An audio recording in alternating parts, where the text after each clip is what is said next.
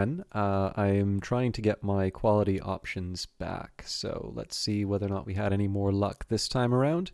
We do have quality options. So we are on time, and we are going to be playing some Industries of Titan tonight. There was an update that was released, so we're going to enjoy some patch notes, and then we'll jump into the game. So this is probably the best time now is probably the best time for me to say, obviously I've been given a copy of, well, not obviously, but it is a good time for me to say that I've been given a copy of the game from the developer, Brace Yourself Games. And I am obviously a tremendous fan, not just of their game, but of the company itself. I'm sure quite a number of you have been a fan of the company as well through Crypto the Necrodancer, or Phantom Brigade, or Cadence of Hyrule, which I've not actually had the pleasure of playing because I'm one of those silly people who does not have a Nintendo Switch. I suppose that's a new thing to put on the list of things to buy. But one way or the other, it's a really impressive company, which I am incredibly happy to be able to... Hey, the exception, thank you very much for the resub. It says here that you have been subscribed for 44 months, which is slightly mind-boggling.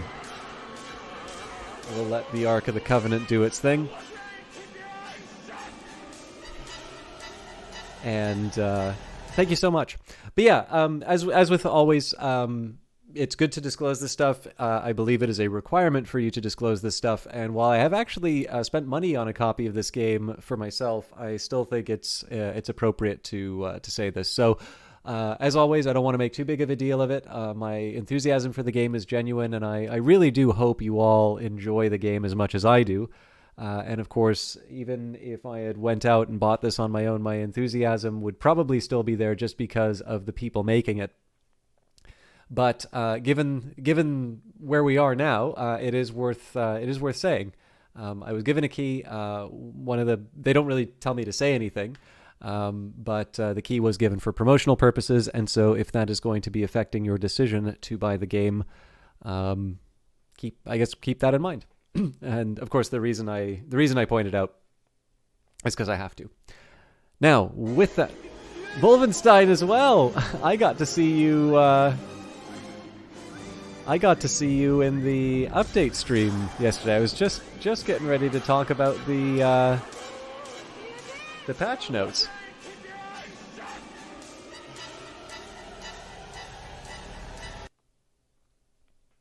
Thank you very much for your resubscription as well. I think that's a resubscription. Anyways, we are now on to patch 19, also known as update 16. So what's the best way for me to handle this? I think what we'll do is we'll let the video speak for itself. I'm kind of curious who's going to do it. I think we've had Andy Wynn, the sort of lead designer on this.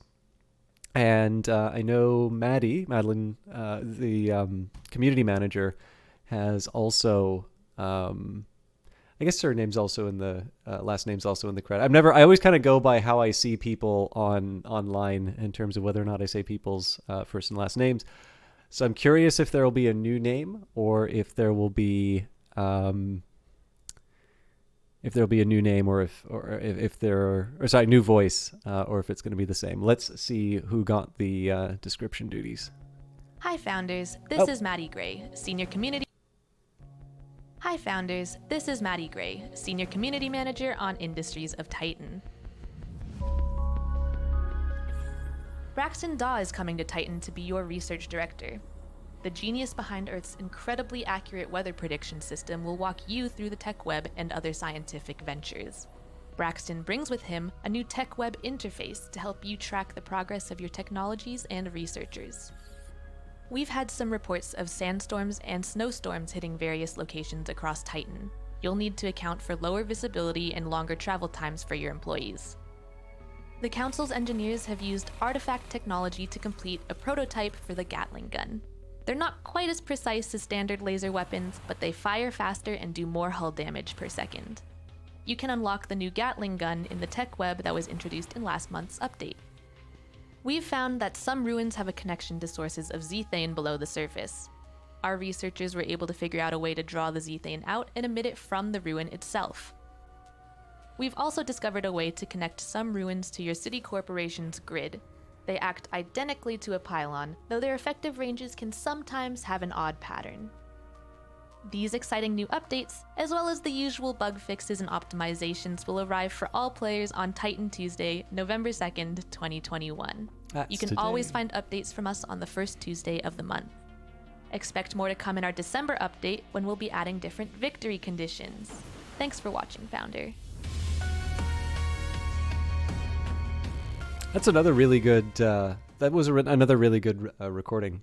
All of them have been really good, but I know Maddie really does seem to have a particular talent for these videos. At least that was kind of my comment last time, and I walked away with the same impression.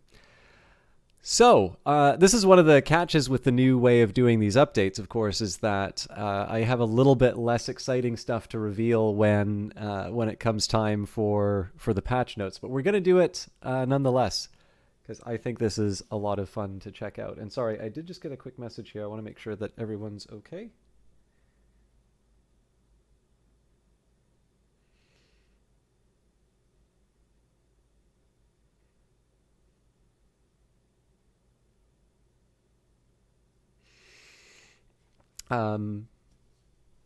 So, patch highlights. New advisor, your research director is here to help. Gatling Gun, take out your... Actually, you know what? Before I go into the patch notes here, there's a couple of things that I wanted to note in terms of the update. And I either am picking up on this from...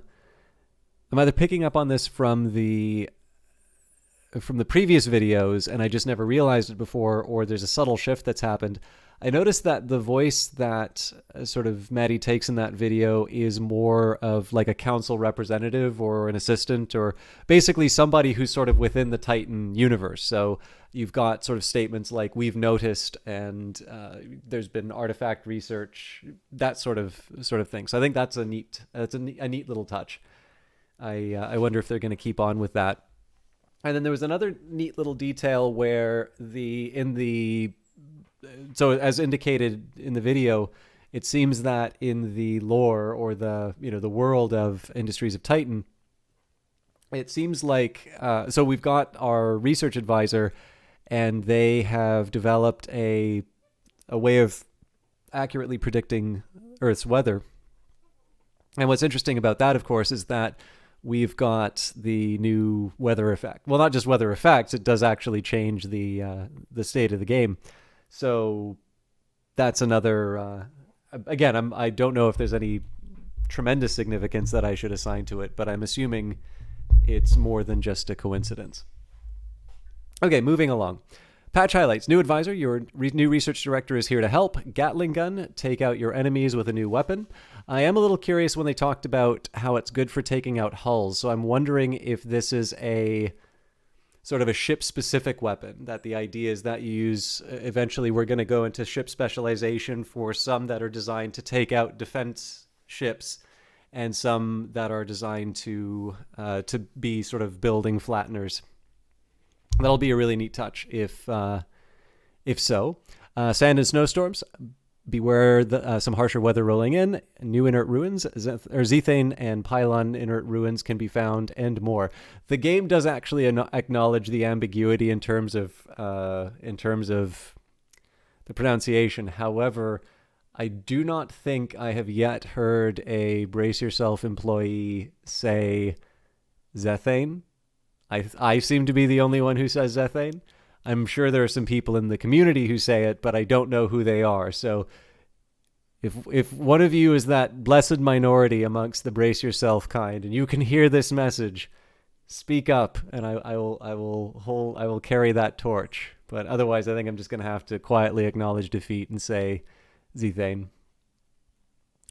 Industries of Titan is in early access, which means that we are actively updating and adding new content based on a roadmap and your wonderful feedback. You can expect the next Titan Tuesday update on December 6th, 2021. See the full patch notes below. Changes as of 0.19.0, and a little Saturn indicates a change due to community feedback. New advisor in town. Braxton Daw has arrived on Titan to assist with research and development. Can be called from the advisor menu. Offers tips for getting started with research and the tech web. Another little subtle change. I don't know if they mentioned inside of the patch notes here, but you'll notice it's no longer a tech tree, but a tech web. So, new device, Gatling Gun. 3 versions, medium, small, and large. Unlocked from the tech... Oh! What is it? Is it a tech web? Is it a tech tree? Maybe they're adding a secret tech tree. Who knows? You'll find out later. Deals more damage than a laser of the same level, but less accurate. Which I always think is kind of fun, right? So if you're... So in this case here, it sort of seems to be that the expected damage for both is equal, but you're rolling the dice, which would suggest here that you don't have this idea of ship specialization or weapon specialization for your ships. In this case here, it's just a question in terms of your risk tolerance.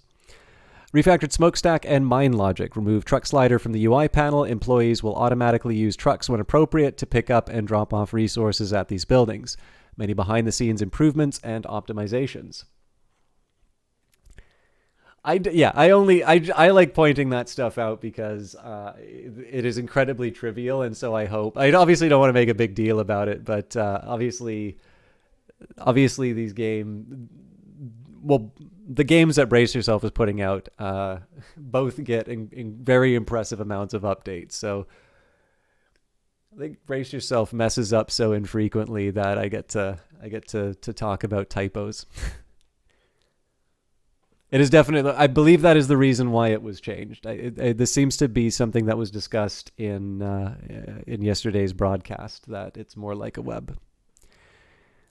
Refactored smokestack and mine logic. Remove truck slider from the UI panel. Employees will automatically use trucks when appropriate to pick up and drop off resources at these buildings. Many behind-the-scenes improvements and optimizations. I suspect I'll probably just be the beneficiary of this in the sense of me not complaining about things. But I like the idea of changing the slider. I seem to remember I would usually just flip it onto truck and like never think of it again. 2 new inert ruins. Zethane ruins emit zethane gas, and pylon ruins allow energy to be relayed through them to power buildings in your city. The employee panel update. This is a community encouraged update. Employee panel has an improved breakdown of what types of jobs employees are assigned to. Huh. Okay, I want to see what this is. What's on the menu? Load from the pause menu. Could we not do that before? I guess we couldn't. And then removed hover over effect from the device menu. Now always displays the device shape. Balance changes. Balance building repair costs are reduced by 50%, and ship repair costs are reduced by 40%. Now, it is kind of interesting because I never really felt the pinch in terms of repair costs, but then I would usually, I don't know, like the last few times I've played have not exactly been sort of optimal plays either. So maybe we'll think about that. I might try and loosen up a little bit on my Navy only approach because we have done that the last couple of games. And then fixes as of 0.19.0, resources displayed in blueprints and now update in real time. Updated medium generator devices thumbnail. Resource patches no longer show an additional resource available after being claimed. And camera controls are now visible while viewing the tech web. See, they brought it back to tech web. All right, those are the updates. I'm going to turn off my browser window. I do have that one Discord notification down below, so I want to make sure. Johnny's streaming. All right. You all can go watch a better streamer, but for me, I'm going to be focusing on Industries of Titan. I am tagged as Industries of Titan, right? I'm going to load up the game and check. We also have a cutscene ahead of us, so that's something I can check.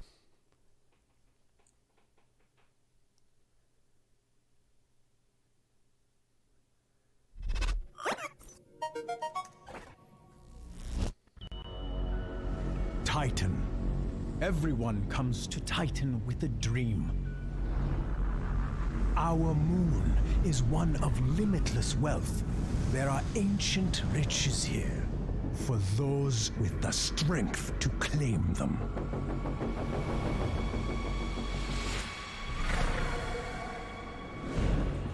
But some dreams start smaller.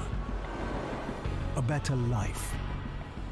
More dignity, more comfort.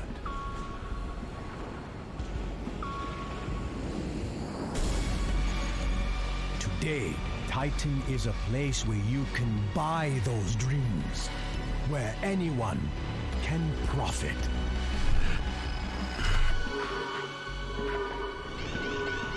But it isn't easy.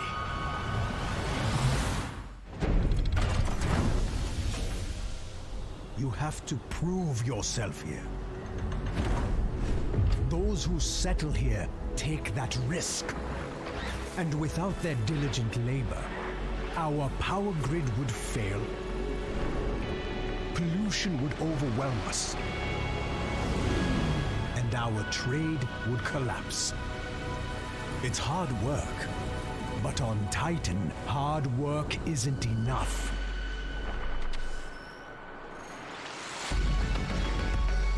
The bold, the strong, those are the people Titan rewards.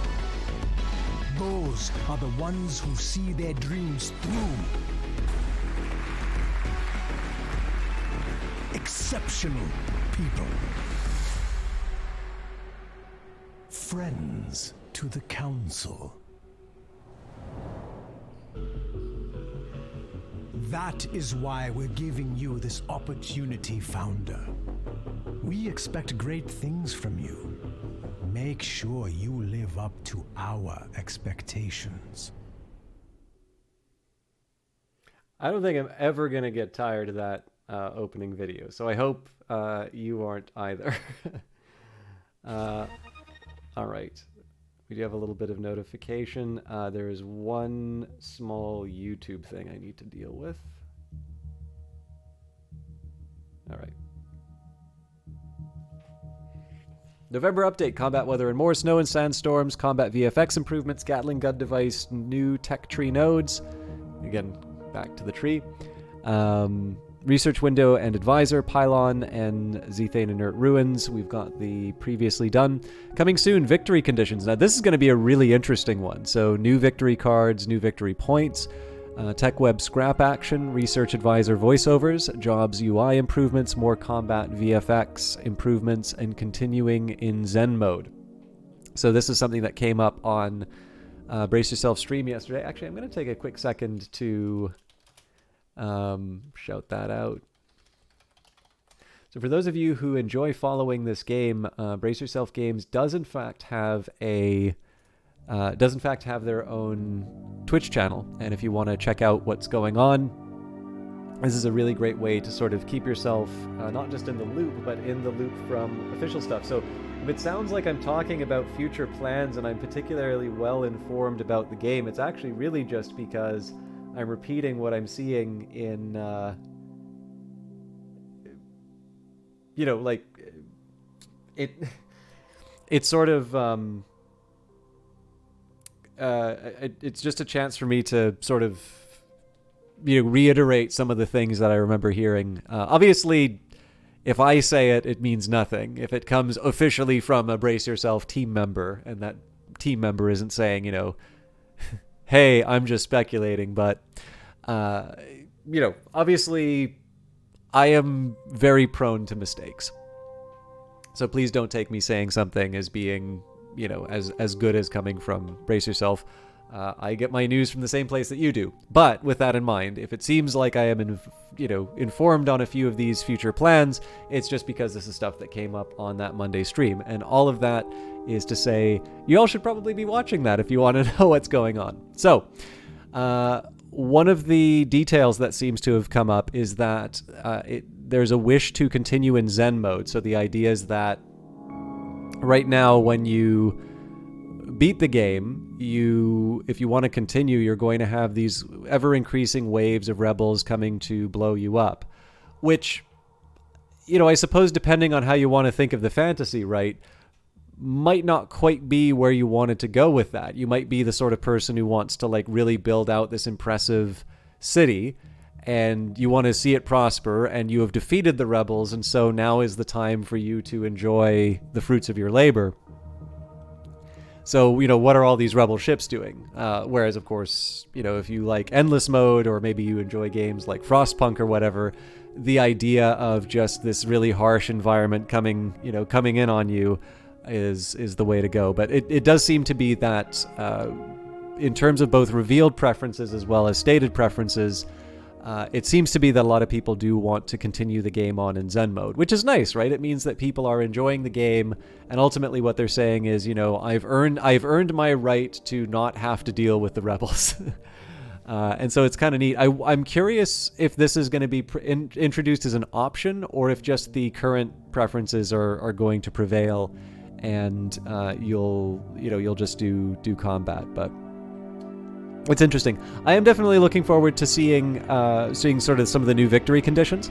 I don't necessarily mind the eliminate the enemy kind of approach to the game, but it is going to be I don't know. It's just kind of neat to see some different directions that you can take, because I've definitely found, especially on some of the harder difficulties, I feel very pressured by the growth of the rebel faction. So while I feel like I can kind of handle some of the higher difficulties now, my attention goes from building up this city and doing interesting things to purely focusing on building a navy that can take out the enemy.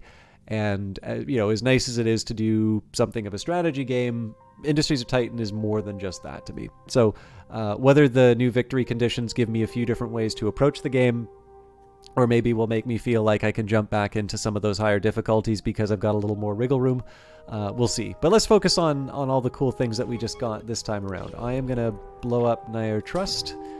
It is a heathen and corrupt save. I really do want to go back to timed contract mode. I don't know if time contract isn't that popular, or if there's something that's still keeping me from seeing the leaderboards. But I know the thing that kept me from connecting it has been fixed. So big thank you to QA on that. Okay, let's go back to standard for now. Dynamic difficulty, the intended way to play. In standard mode, enemy aggression is based off of your performance as a corporation. Difficulty determines how aggressive enemies will be in response to your performance. I'm trying to decide if we want to do normal or hard. So Rebel Spot. Let's do one more normal one. And I will see if I can try a new map. So we'll do the Landfallers again. 1 headquarters, 8 employees, 5 minerals, 4,000 credits, 20 influence, and a 3x3 territory. As the Titan Gold Rush ramped up, many startups and corporations from Earth, Mars, and the asteroid belt have scrambled to snap up ruin-rich land and start their own urban businesses. The Landfallers faction is the swirling, leaderless group of striving hopefuls from across the system. They're people who dreamed big and have probably tasted failure. They also share a common hyper-capitalist culture. Landfallers are motivated by their perilous position and the powerful rewards of success. Every once in a while, these ventures can be incredibly successful. A few are already on their way to becoming full-fledged factions on Titan. Will you be the one who leads them to system dominance? Alright, so we can do a standard investment, which is recommended for new players. We can do Ruthless Opportunity. This is, I think, the... what do they used to call it? Anyways, high risk, high reward. Rugged Venture. I believe this is the one where you have incredibly limited resources, but also very low rebel caps. So there's Tranquil Trailblazing, which I think we had done before, and then Chemical Enterprise, which might actually be one that we've done before. It is quite interesting to see So yeah, I'm pretty sure on this one, we picked this one because it had a lot of Zethane. I am actually quite partial to this one because it says frequent sandstorms. I guess Rugged Venture gives... Yes, I figure Ruthless Opportunity or Chemical Enterprise seem to be the best options for checking out some of the new stuff. It looks like we can't control storms under custom location. So yeah, let's do Chemical Enterprise. This Zethane-rich land could prove a boon to an enterprising founder, especially for corporations with high energy requirements. So let's try and double down on that benefit. Let's... I'm going to try and make this random. Monaural Construction. Alright, what do we pick for a good construction? Do we have anything that looks like a wrench? This kind of looks like a wrench. This is a little too... this could be an interesting construction thing. Oh no, this is definitely construction. I am going to enable tutorials because we do have a new advisor, so I think it would be good to run from the start there. And no hardcore mode. Well, I mean, can we? Yes, we can. Oh, no. Oh, that's neat. Okay, so I figured I was going to enable the tutorials, which is why I went for the normal difficulty, because I think I'm going to be spending some time with the advisors, and it would be nice not to feel like the rebels are getting ready to crush me. So here we go. Only took me almost half an hour to get started with the game.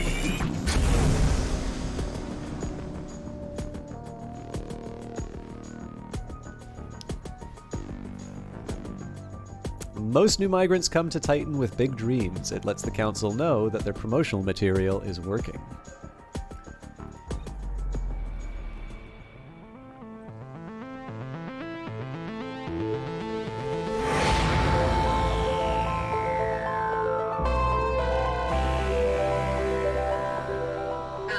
Founder, the council is glad to see you. We have significant investments riding on your success.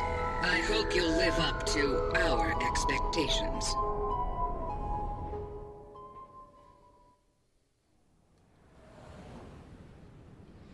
Welcome, Founder, to Industries of Titan Early Access. You may find plenty of what we like to call bugs, which the Council are eager to squash.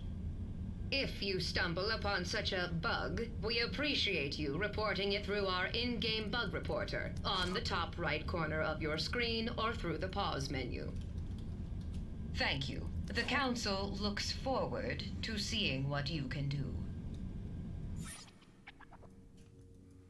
Okay. Welcome, Founder. My name is Shiaro Hess, and I am your corporation monitor. Every Founder on Titan is assigned a monitor like me. I make sure you treat Titan with respect. It is the Council's property, after all. If we work together, we'll make this city very efficient. Let's begin by testing your oversight capabilities, Founder. First, try to move your surveillance camera around your land. Excellent work. Now, let's test your camera's rotation and zoom function. Working as expected. One last thing to ensure everything is running correctly. Try pausing and resuming, and check that your speed register is working properly. Excellent. Everything seems to be in order. Then, we begin with your main duties. Founder, please take a close look at your starting territory. The outlined tiles adjacent to your headquarters belong to you. You are free to do as you please with this land. Any land outside your territory, however, belongs to the Council. If you wish to use that land, you will have to pay the Council with influence. Founder, I see you eyeing those ruins. Intriguing, aren't they? The ruins cover almost every inch of Titan. They're the wreckage of an earlier, more foolish age. The doomed settlers who built them left many resources and artifacts behind. Your territory already contains some ruined structures. You can survey them in your city view. Survey results will show you the contents of the ruins.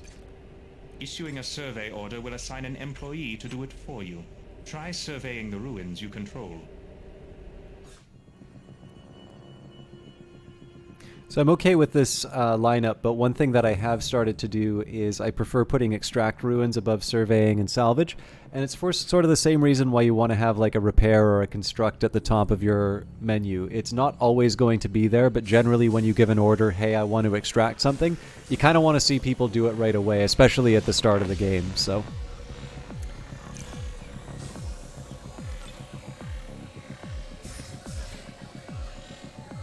for me, anyway, obviously, that's why I can have shown that customize some it. nearby ruins contain valuable resources. Resources are used to construct buildings and devices. Our city needs them to grow. Try salvaging one of the ruins to gather its resources now. The resources you find there will be placed in storage by your employees, if there is storage available. I'm actually trying to find one that doesn't have an artifact in it. I know those are getting increasingly rare.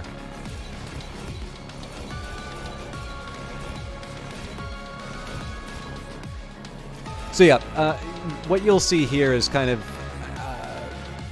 given my tendency to sort of want to just explore everything. Oh, here's a perfect case. I mean, it doesn't have a lot of resources, but it's something for me to work with. But yeah, so given my tendency to, to do just these mass surveys, the hope would be by putting an extraction job. Oh wait, it's got to be right. It's got to be survey and extract. Yeah, artifacts above. So basically, I want to put survey ruins on the bottom of the list because my tendency to just sort of send everybody off to go surveying things. That's a nice sort of passive job for people to be taken care of. But I don't want it to be, I don't. Generally, if I want to extract resources, it's usually because I have a shortfall that I need to pick up on, and so as a result, I'm a little less inclined to, or I'm just a little more impatient on this sort of stuff. This is a nice patch of minerals. You may be interested to learn that there are other secrets hidden inside the nearby ruins. They can contain artifacts, rare and valuable technology from before Titan's fall. When you select a ruin, you can choose to extract artifacts instead of salvaging it. But keep in mind, not all ruins contain artifacts. You must survey them first to make sure.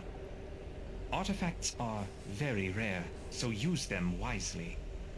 If you have many artifacts, you can always donate them to the Council. It will earn you quite a bit of influence.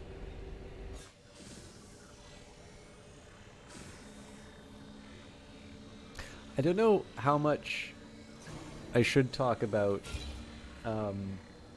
some of my spare time that I spent, but I actually got some really nice feedback on something that I said about artifacts. I guess it's like feedback on feedback. I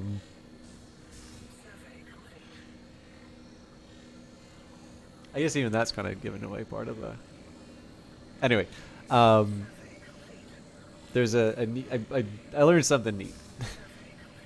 Oh, hey there, Founder? Right. They told me you'd be checking in soon.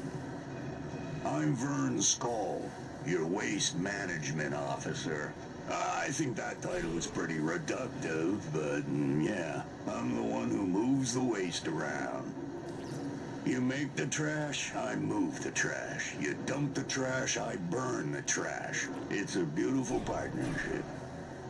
And boy, you do have a lot of trash piling up around your city, don't you? No worries yet, though. We'll handle it later. What I was meaning to do as well, because this is a nice feature that was added in the last patch, is we now have the codex. So here's what we're going to do to enjoy a little bit more of the world of Titan. We're actually going to take a minute here to introduce each of the characters in terms of like their written biography as they're introduced. So, Shiaro Hess, Faction the Council, Position Corporate Monitor, Origin Titan, Biography. Rumor has it that Shiaro was raised on Titan as a member of the original Council faction and trained from birth to operate as part of their mysterious organization. But he refuses to talk about that. These days, he has a high-ranking job trading in secrets and helping to handle client factions for the Council. He believes that knowledge is literally power on Titan. The gentleman that we just saw, Vern Skull, Faction Landfaller, Position Waste Management Officer, Origin Mars. Biography: Vern is a chemist who got into waste management to make money and grew utterly fascinated by the threat, danger, and potential, creative uses of industrial waste. Awkward and dry-humored, he wants you to incorporate his strange and dangerous ideas into your city systems. Welcome to Titan, Founder. I am Einar Peer, your council representative. Who is this wonderfully voiced woman?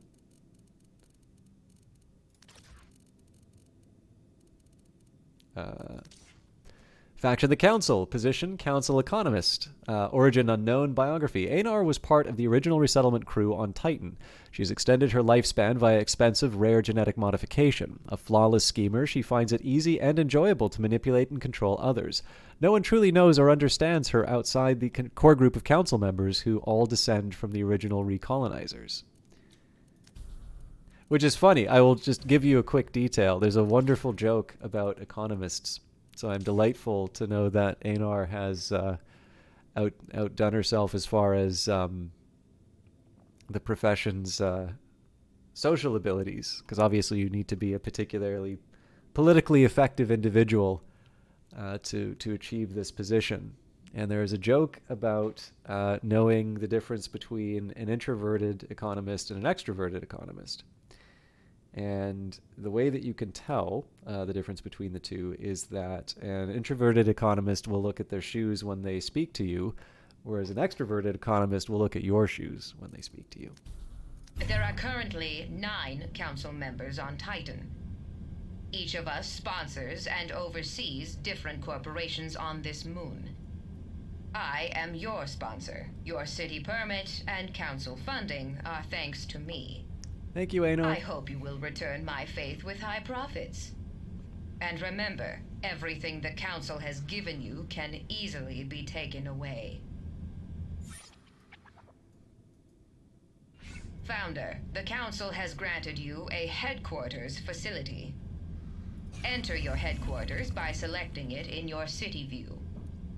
I suggest you build some devices inside of your headquarters. You can't tell me what to... Every oh, yes, new you can. city needs a few essential devices to operate smoothly. So one of the other things that I want to try and do... Founder, this headquarters is the best place to build the devices that will keep your city running. The first devices you need are storage containers to hold your minerals and isotopes. Build a storage container here in your headquarters. If you need more room, you can also build one inside a factory. Now because I've sent everybody else searching out ruins, I don't actually have a lot of transport going on here, so I'm going to wait a little while for people to pick them up. This is going to be kind of interesting because of the number of zethane generating buildings in the... Oh, that's a beautiful one. That's 4.5k fuel, and it generates 100% beside a crevice. So obviously we're going to put a... Obviously, we're going to put a fuel turbine here once we upgrade the headquarters. So one of the things that I want to do when I can is, you know how I kind of impose these little rules for myself. One of the things I'm going to try and do is not build these like super long-term buildings. So I'm not automatically going to, I'm not going to build my, like, magnum opus kind of building. I'm not going to start with that. I'm actually going to try and build things with a little bit more of a short-term focus where I can.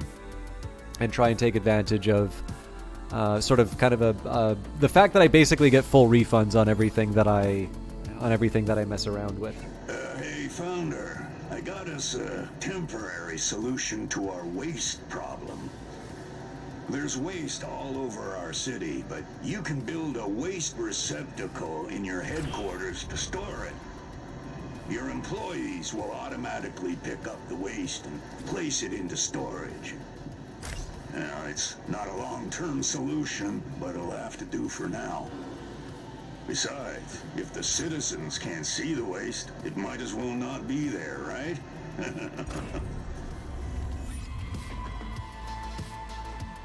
Hey, Founder! Thrilled to finally meet you. I'm Ayana Oak, your Power Systems Engineer. Who is Ayana Oak? Landfaller, position, Power Systems Engineer, origin, Earth. Biography. Ayana is a brilliant engineer who dropped out of school early to seek her fortune on Titan. She's very hopeful working on this urban venture will be a great mark on her CV. She has some great ideas about how to improve your power systems and definitely wants to make sure she gets credit for all of them, and a couple of promotions and raises, too. She isn't afraid to ask for what she wants and isn't worried about offending people who can't compete with her skills. I'll be managing your city's power systems. That means fuel, energy production, energy storage, all that great stuff. It's my passion, honestly. Since I was a kid, I've wanted nothing more than to slam the contact switch on a giga battery and see the sky light up. And after years of school and grad school and VR training programs and dropping out of VR training programs, I'm finally here! We'll do great stuff together, Founder. Trust me. My career is on the line, and you can count on me to take that seriously. Founder, we will soon run up against the borders of your territory. Oops. The city must expand. You can claim any parcel of land from the Council with influence. You can spend influence to acquire any plot of land in your city view, even if it is not connected to land you already own. But choose carefully. Not all ruins are equally profitable. It's funny how much of this I've already Hey, internalized. Founder. I checked inventory and we don't have enough fuel. We need fuel to generate energy for our buildings and devices. Luckily, there's fuel all around us, in the air. It comes in the form of zethane, a finite but easily trapped gas that pours out of crevices and sinkholes. Titan's air is so toxic it contains many flammable substances we can burn for energy. So, build a fuel fabrication device in your headquarters, or in a factory. These devices don't require any external energy of their own, and they operate without employees. Very convenient.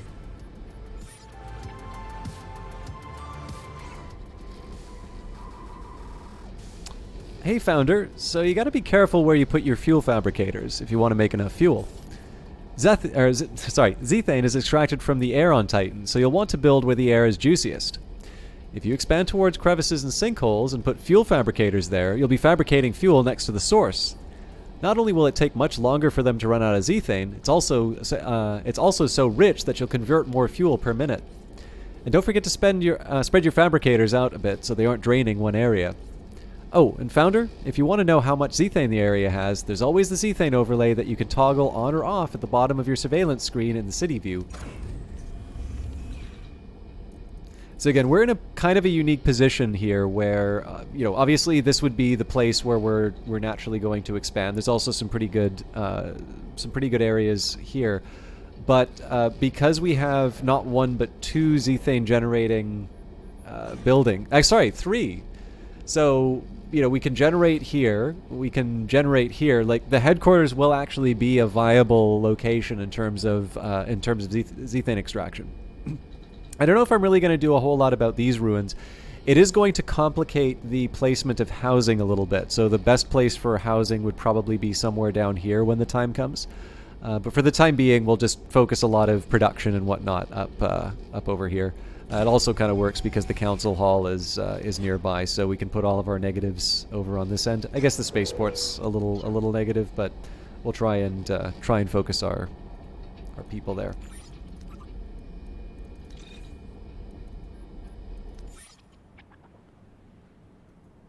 Okay, Founder, it's finally time to turn our fuel into energy. Most buildings and devices need an external source of energy in order to operate. Build an energy generator somewhere on empty floor space, in your headquarters or in a factory. The generator will convert fuel into energy. God, I don't know how to place this. Put it there for now.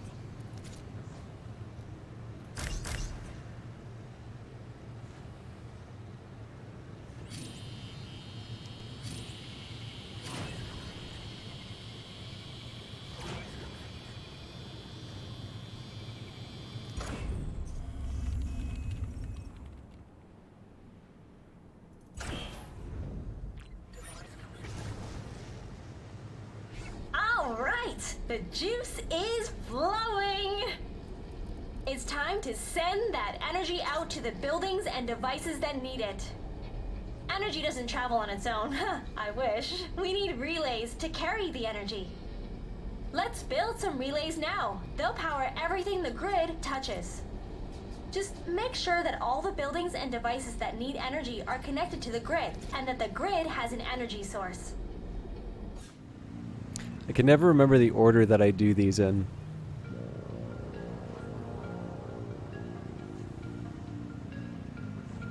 I'm pretty sure this is what I need.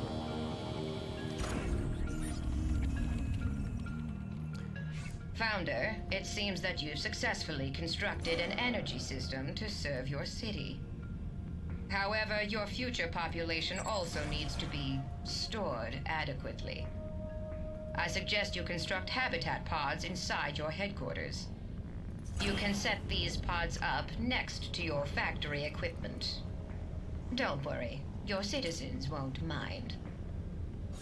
So one thing that's kind of funny here is that technically we haven't been introduced to factories yet. So in this case here, I'm putting down, in theory, if I was following this tutorial sort of word for word, I'd be putting down habitat pods, which is obviously not something I normally do. Again, we get our resources back, and it may not actually hurt to have, I guess there's no power there. It may not hurt to have some early citizens, but this isn't necessarily how I would want to do it under normal circumstances. And again, like I said, it's kind of funny to see how I guess indoctrinated I've been, because there's clearly some steps that I've taken that have very little to do. Like, you know, I took a couple of steps that were in the tutorial that weren't quite necessary. So it's kind of funny to just see myself automatically do certain things. I think I'll stick a battery down.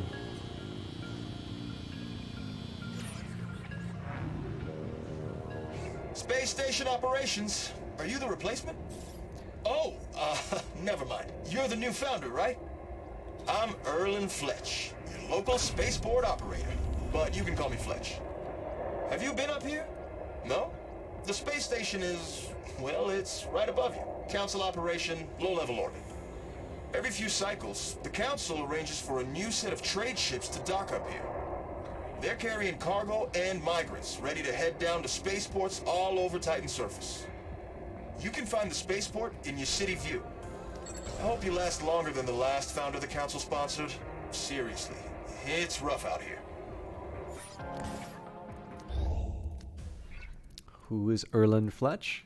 Well, first of all, someone who sounds different from the start of the game. Fleeter.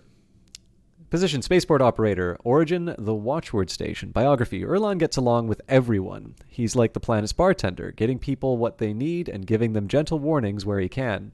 He understands that people who aren't fleeters might find him unnerving to look at, so he compensates by being as friendly as possible. Despite his jovial demeanor, he doesn't take kindly to people trying to mess with him. And I'm actually a little curious. By the way, I never quite realized the beard.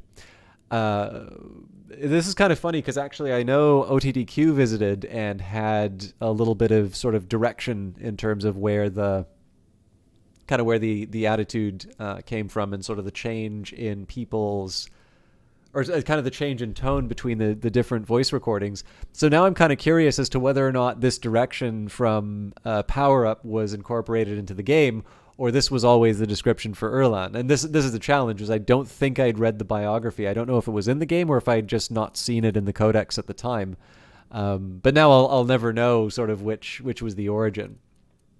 But it definitely came across. I actually felt, there was one other thing that I wanted to do, which was to talk about the fleeters. So I wasn't immediately opposed to the original write-up for the reason here. We've talked about the landfallers before, but who are the fleeters?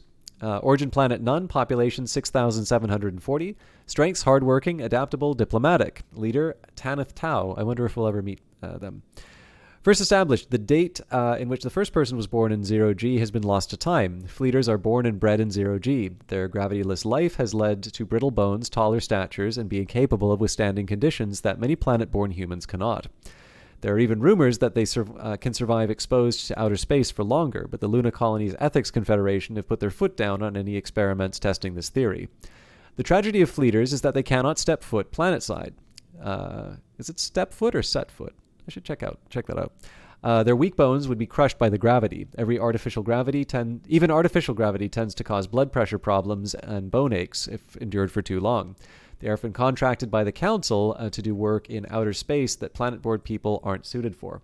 So the previous fleeter, it was Erlen, but it was just a different direction that the reading had gone. And for me, they were maybe a little bit more hesitant. So the current reading, I think you would agree with Erlan, is very gregarious, definitely very outgoing person. It definitely lines up with the person as described in that character write up. But I always sort of imagined here that the more timid side in the original recording sort of reflected the fact here that if you can only operate in 0G, and really your main source of jobs for those sorts of things are the council, you kind of want to be quite, that would lend you to maybe be a bit tentative, maybe a bit more hesitant. You wouldn't want to step in the wrong place because you have quite literally one source of jobs. Everything else that you would potentially do might kill you. And so that was sort of how I had read that original recording.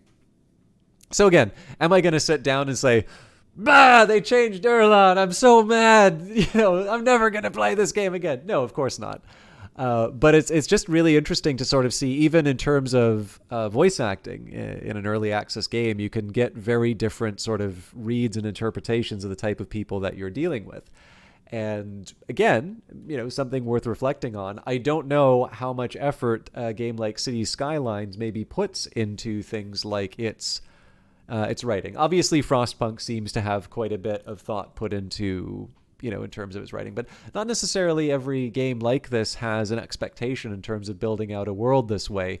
And yet the writing for Industries of Titan has allowed me not just to sort of engage with the characters that we've seen introduced in these tutorials, and I'm learning sort of new things based on what gets written about them in here. It's one of the reasons I'm doing these codex entries. But there's enough depth in here that I can actually form opinions about some of the different changes that go through. Of course, opinion. Everybody has opinions, so whether or not they're right or even close to the intention, I have no idea. But it's a fun little game to play. All right, Founder. So you probably noticed the spaceport is locked up. See, the Council doesn't do things for free. You gotta pay to play around here. If you want access to those ships in the spaceport, first, you gotta trade a few artifacts. Yeah, I think it's ridiculous too, but don't tell anyone I said that. I need this job pretty bad. Fleeters, like me, can only work in 0G.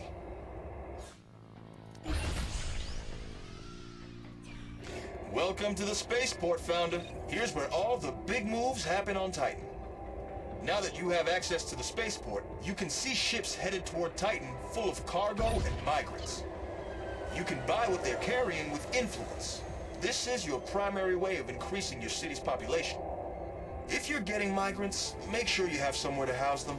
Otherwise, I can't send them down. Sorry. Rules are rules. And, don't be surprised if they bring a lot of waste with them, too. You'll just have to deal with it. Founder, it appears that you are running out of free space for devices. As your city grows, you will always need more floor space. If your headquarters has no more room, you can always build additional factories and install the devices there. If you are to power your factory with energy generated inside another building, you will want to build this new factory close by. I'm sure your power engineer will explain how to do this later. That is her department, after all.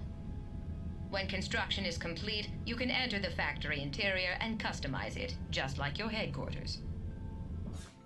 Okay, so I've got some decisions to make. We're going to start building a factory now. So the question is, what factory do I want to build? We've got a couple of citizens already on the planet. So I'm probably out of waste. Yes, I am. So I'm going to need to find a new spot for that. The Passion of Kale. Perhaps what I will do is I'll dismantle this storage container. Put down a new waste receptacle. So one of the things I want to do is start building some jobs for these people. So I'm going to build a factory here just because I think it is more likely that I'm going to be able to... I think it's more likely that this is sort of close to a spot that's good for workers, good for people who you know, there's less. Actually, no, this is going to be pouring out zethane. Still, it's further away than where I'm eventually going to be putting the pollution. I do also want to build something for devices. And then, of course, I'm also going to need to find room for a... I'm going to need to find room for a pylon.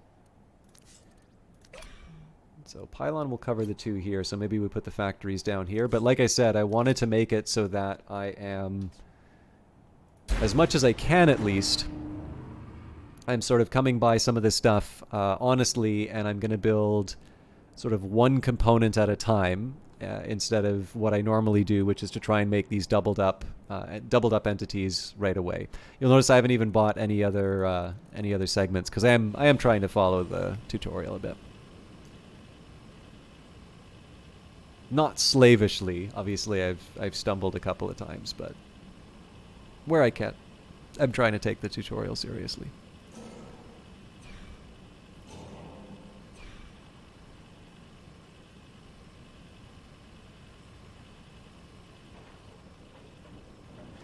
It's very relaxing to listen to these things work. If you would like, I can try and do an ASMR style video where we just have the building construction of Industries of Titan. And just, you know, do a little quiet voice. Maybe, apparently you're supposed to do like other sounds. Maybe we could have like the conversion capsule, like the sounds of the insides kind of schlupping onto the ground. And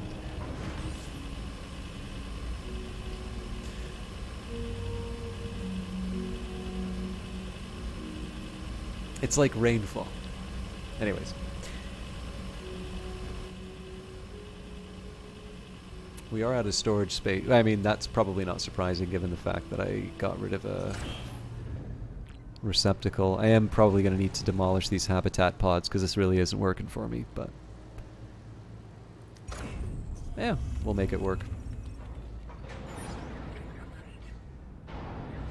Greetings, Founder. So glad to finally meet you. I'm Lyo Visk, your head of human assets.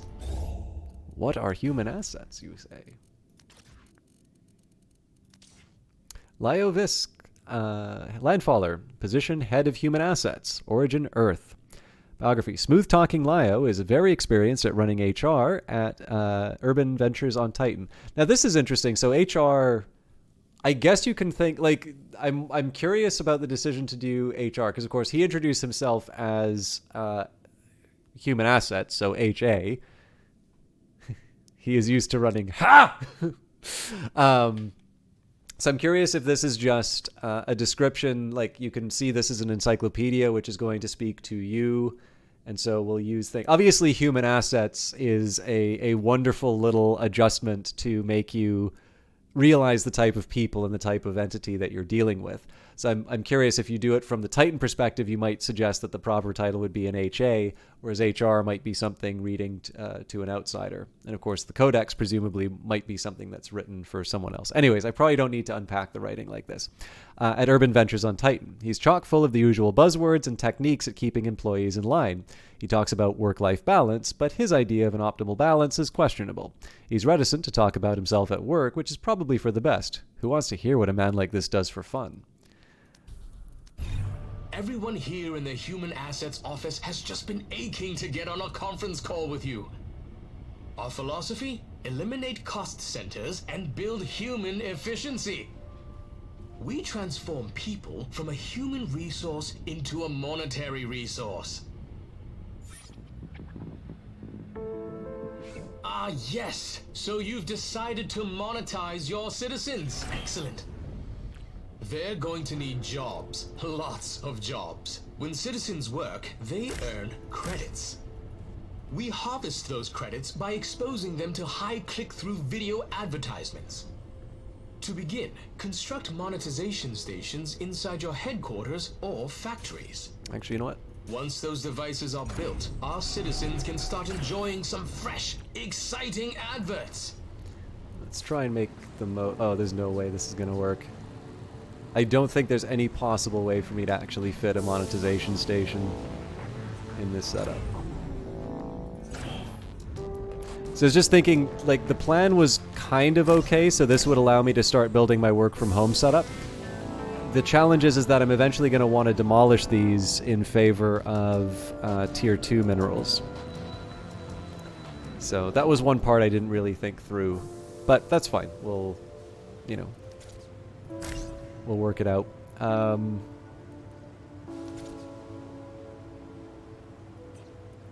Again, if this is all temporary, I guess it doesn't really matter where I put them, but...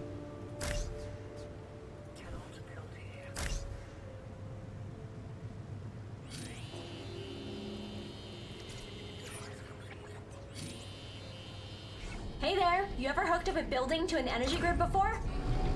Your generators are producing energy, but they can't get it to the grid unless you build some energy bridges. Build an energy bridge somewhere inside your headquarters, then connect your generators to it with an energy relay. Once the generators are hooked up to an energy bridge, the grid outside can access the building's energy. You can also use energy bridges to pass energy between different floors of the building. Once it's on the grid, this building can act as an energy source for other buildings in your city. And if you need energy to flow from the city to inside your buildings, it works the same way too. Build an energy bridge inside your headquarters and it can be connected to the city energy grid.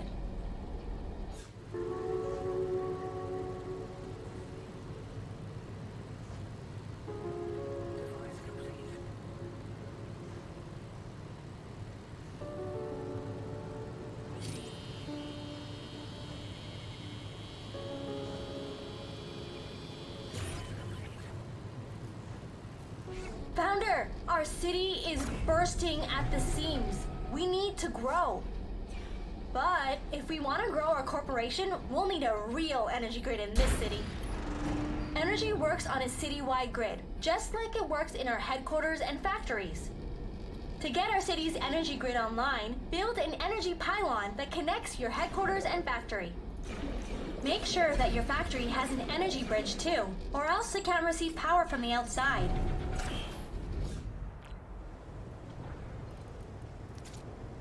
This is a little bit more familiar in terms of an overall setup.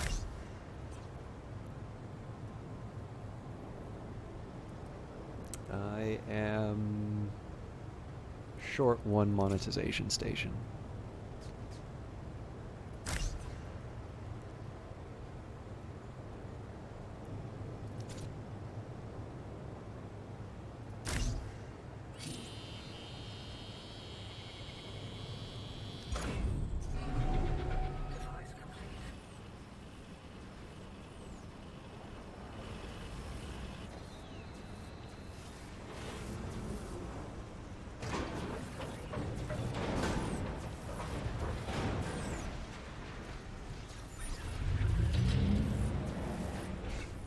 Founder, I've been meaning to talk to you about conversion capsules.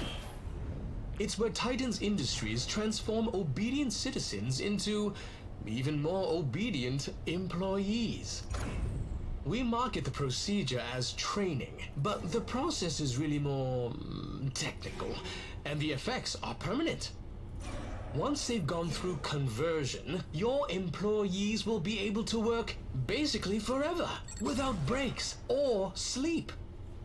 Now, there may be some long-term consequences that medical science isn't currently aware of, but it is a voluntary process, so your conscience is clear.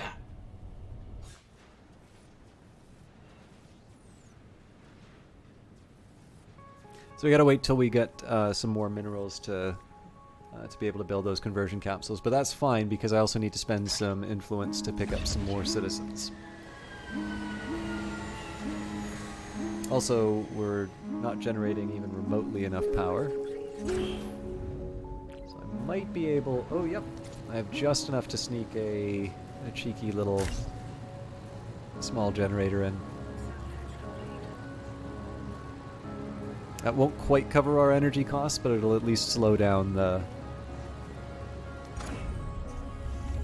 It'll slow down the losses. Actually, I guess one thing I could probably do too How much space do we have? Okay, so I think what I'm going to do is...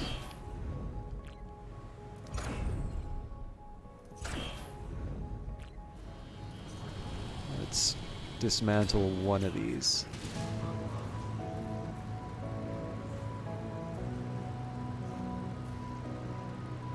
That's interesting.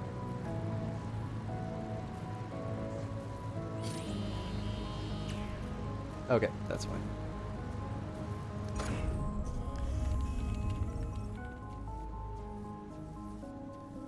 And we are good to go for the conversion capsules.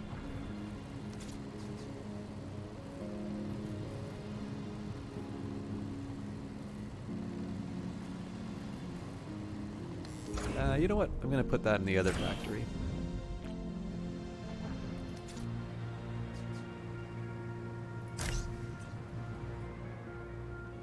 Again, this is one of the tricky things, is that if I have a pattern that works really well for me, I have a tendency to just keep doing the same thing over and over and over again, and I'm not going to get any better at Titan, or I'm not going to learn any lessons unless I start messing that up a little bit.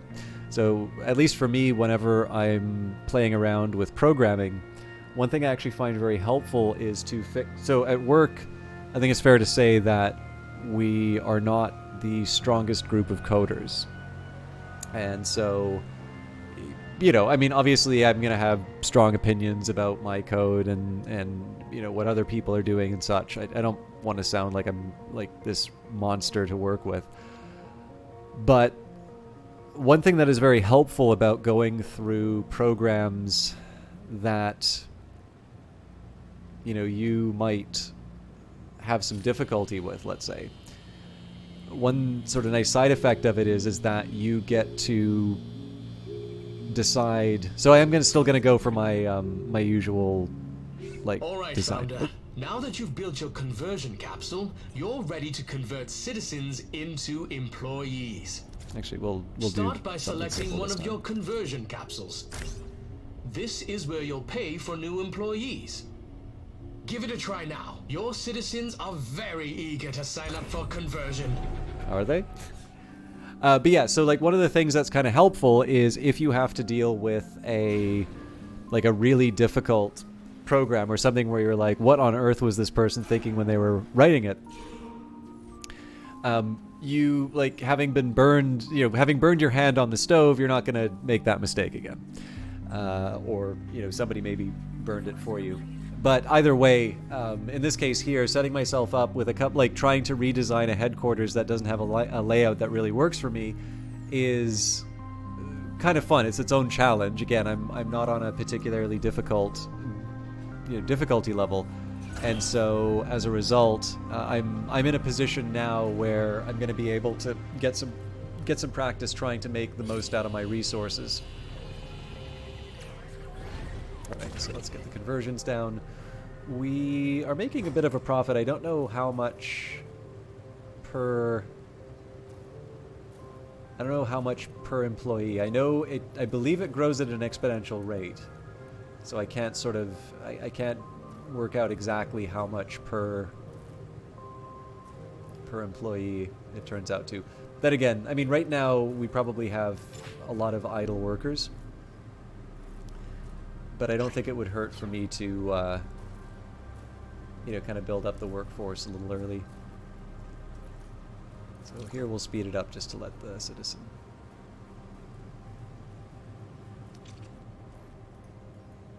Nope, we can't click on him for a name.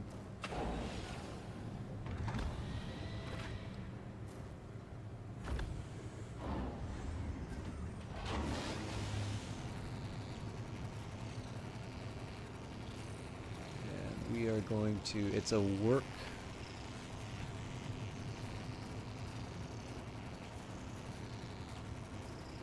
cycle, so.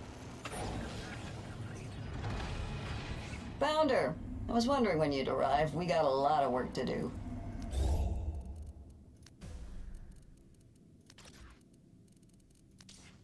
Alexa Carrick, faction landfaller, position Admiral, origin Luna. Biography, a confident, courageous soldier with enormous combat experience. Since coming to Titan several decades ago, she's worked for many different urban ventures and has seen many of them crash and burn. She's a ruthless soldier, motivated only by a job well done, and she doesn't take disrespect lightly. I'm Alexa Carrick, your military advisor. Around here, they call me the Admiral. I manage your ships, armaments, and military personnel. Plain language, that means I make sure that rebels and our competitors don't kill us. I've worked with a lot of startup cities here on Titan, so don't worry. I've seen it all. Landfaller cities come and go like the rain. For now, keep your eyes open and your mind sharp. If we want to survive on this poisonous rock, we'll have to work hard. Founder, your raw resources could be doing so much more for you. Each resource is crude at first, but the refinement process makes them that much more effective at construction. With each refinement, the resource gains value and thus represents a greater portion of the construction costs. This is how you get the most out of your resources. Raw resources will only get you so far. To start the refinement process, build a level 1 processor. I think this is where it needs to be.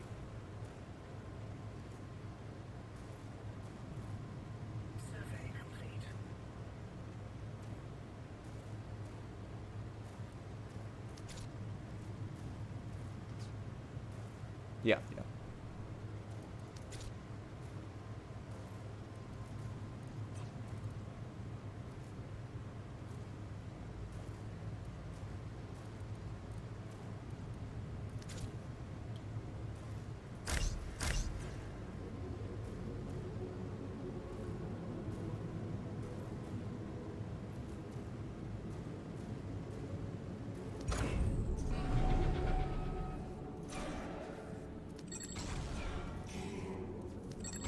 So I was gonna hold on for this, but I actually think trying to get the resources out of ruins for starters. I am gonna need some more red artifacts before too long. For the time being, I'm gonna try and pull what I can out of the ruins. You now have a processor for refinement, but it will not function without the required modules. First, you need an input module associated with the resource you wish to refine. Then, you'll need an employee module and an employee free to operate it. Once you have that, an output module will be necessary to receive the refined resource. And finally, you have the option to attach a waste module to catch any waste, instead of letting it litter your factory floor. Each step requires different amounts of time to complete, but I'm quite confident you can work that out for yourself.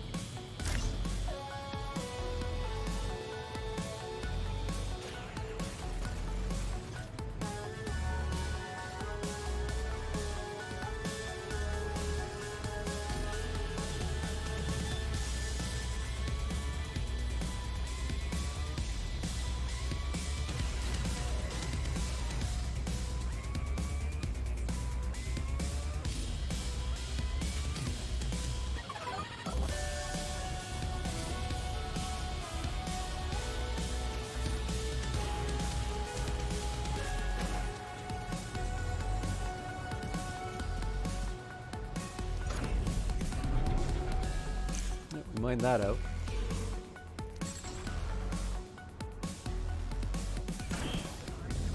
So I'm also kind of dragging my feet here because I want the work shift to finish so I can make a little money.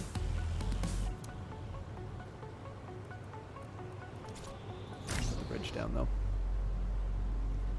So one of the things I will eventually do here is we're going to use this to make a bunch of tier 2 minerals. And then following that, I'm going to replace some of these waste receptacles. Basically, as much as I can. Some of the waste receptacles are going to be hard to move because I don't have anywhere else to put them. But a lot of the buildings inside of headquarters, a lot of some of these other things, I'm going to be replacing with things that can be built using tier 2 resources. So, for instance, the small generator, the storage container, the habitat pod. I think habitat pod we're just going to move to the to one of the other areas. But again, we're slowly going to start converting towards a certain type of building. I think the decision's already been made for me in terms of how much power I'm going to hang on to.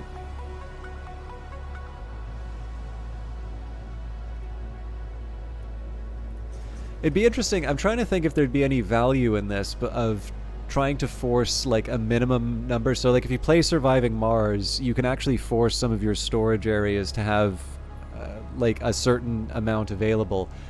And I think that would make a lot of sense for when you're having factories, because clearly you want to make sure that you have at least one mineral resource here available so that your workers are bringing your tier 1 minerals from something beside the input module as opposed to walking across the map for it. On the other hand, that also strikes me as something that will sort of wreak havoc on the existing plans for how those kinds of how those kinds of interactions work. So as with everything, right, you know, it's easy to say, wouldn't it be nice? And then you learn the number of features that would be cut as you implement that harebrained idea, and all of a sudden doesn't seem like such a good idea. I really feel like I want to buy something. So is there any fancy artifacts I can pick up for 10 influence? I think 2 is the best I've got.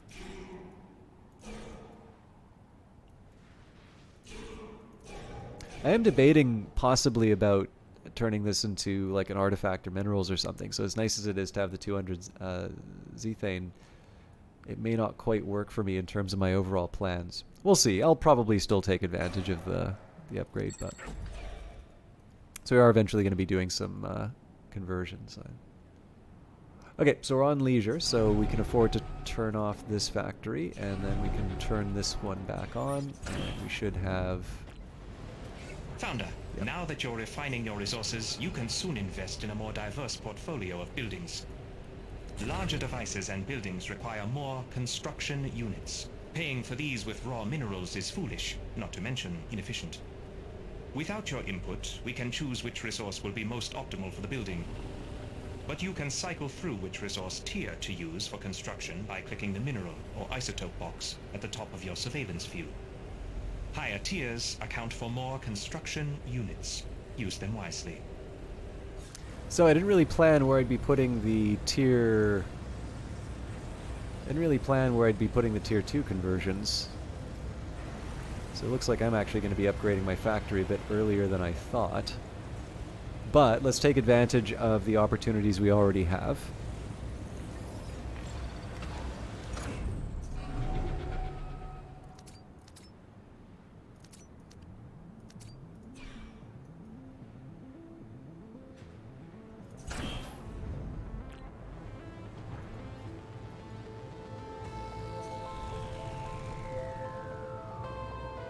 Oh, dismantling's probably disabled because the building's disabled.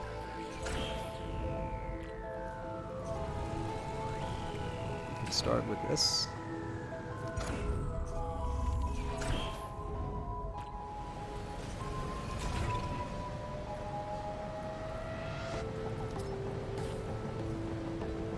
Oh, we're out of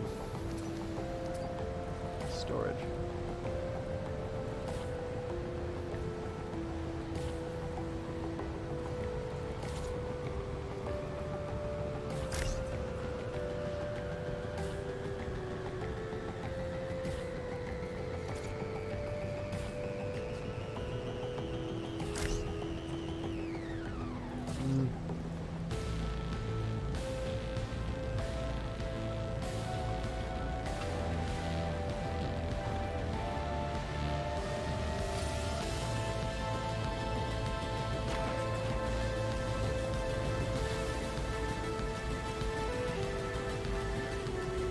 Okay, now we can start building some fun stuff.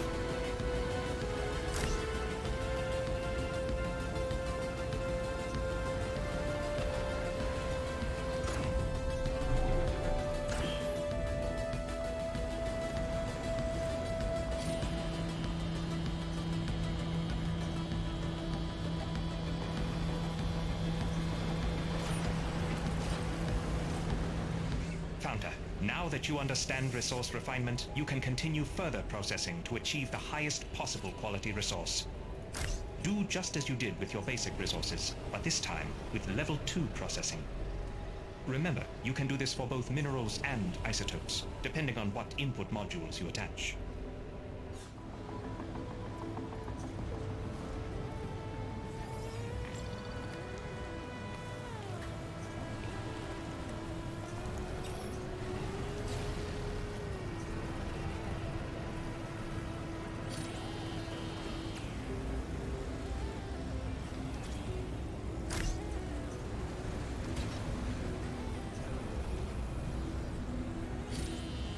So I'm not converting this yet because we'll do that with tier 3s, but...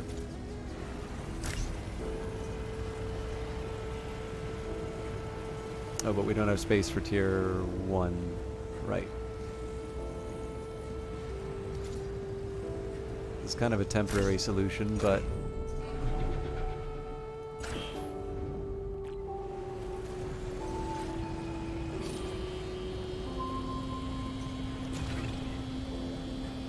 I think I said I was going to check out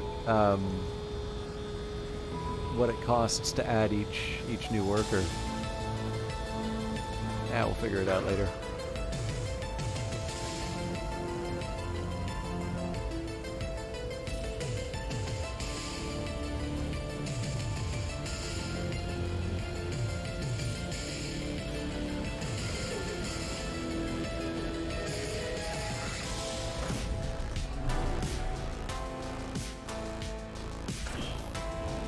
Either way, once I can turn this building back on, we're gonna convert it all.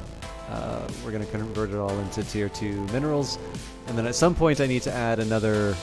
It's pretty clear that with this factory, I need to extend the length pretty quickly. So the plan to try and do things in one factory didn't last very long. But I feel like we can probably switch around some of the. I mean, there's also the question as to how many of these things do I really want to keep around. So this generator, these 2 generators are temporary. These batteries are going to be temporary. In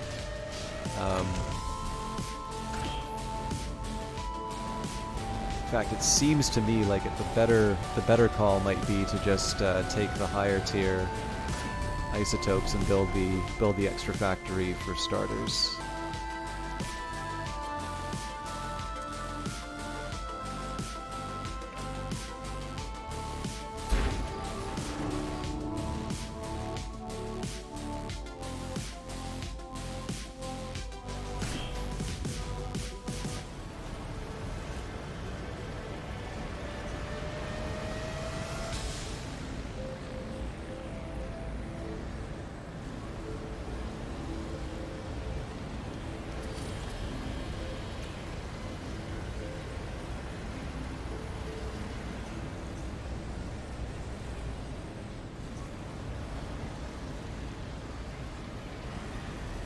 I'm a little surprised we're not doing more with minerals, but fair enough. I'm also a little dismayed that we're not doing more with minerals because I need those, but...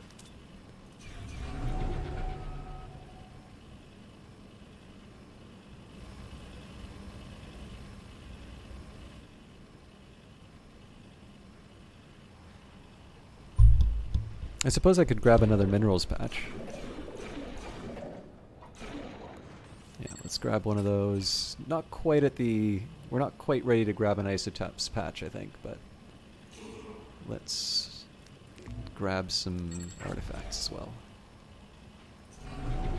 So we're not quite ready for this yet. I'm going to connect them. This may involve a lot of dismantling as well.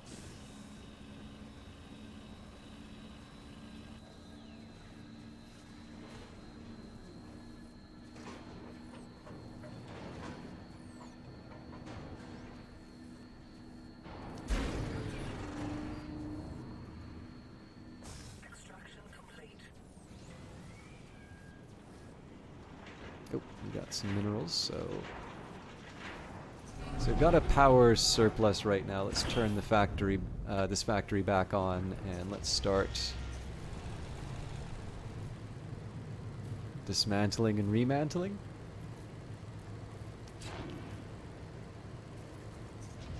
Got enough for 2.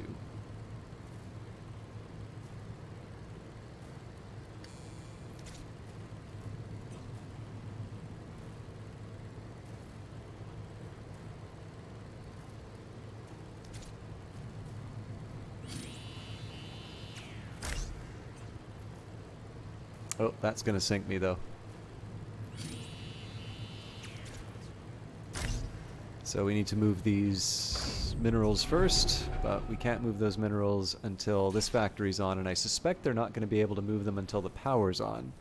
Mind you, we are we have regenerated, or sorry, we have refreshed our energy. So what I'm going to do here is I'll turn this off to maintain, which should give me a little extra power.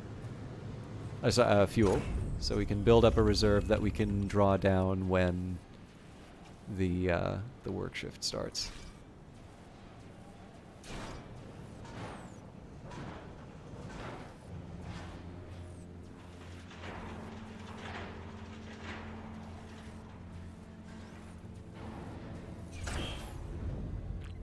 Okay, I value power more than I value fuel. Let's see. You know what? That doesn't quite look as ugly as I thought it would, but unfortunately it is still in the wrong place.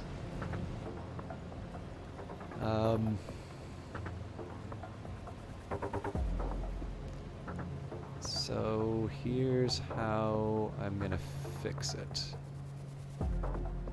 We are gonna start again from scratch, but I do need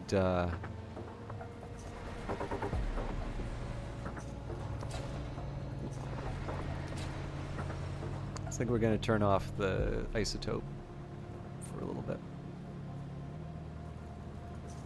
Okay, it does have waste inside of it, so I'm going to need to deal with that.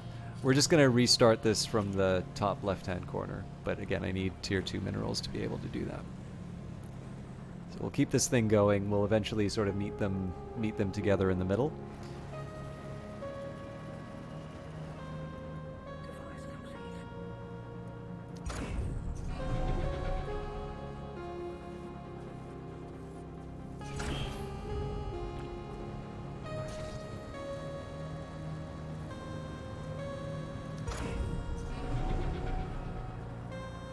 I'm kind of waiting for them to build this thing, and then I can shut it down until work starts. Oh, neat! We got a sandstorm.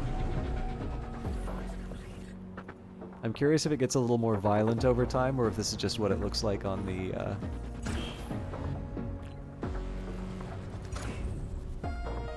on this particular level. So we'll turn off this factory until the work shift starts. So here we have a little bit of a power surplus right now. So what I'm going to do is we'll turn off this generator just so that we can try filling up. This will change once we have to turn this factory back on. By the way, I hope this isn't too dull for people. The fact that I'm kind of rebuilding this from the start. If you want me to sort of pick up the pace a little bit as far as getting certain things built, I don't mind giving that a shot. Actually, one thing I am going to do is I'm going to try and build this a little bit better. So I am going to try and build this level 2 processor. I'm actually going to try and build sort of like not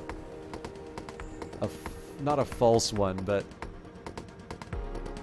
Oh, I need more storage space if I'm going to do that. Okay, that's fine. We'll just stick one out here. And maybe a couple of waste receptacles.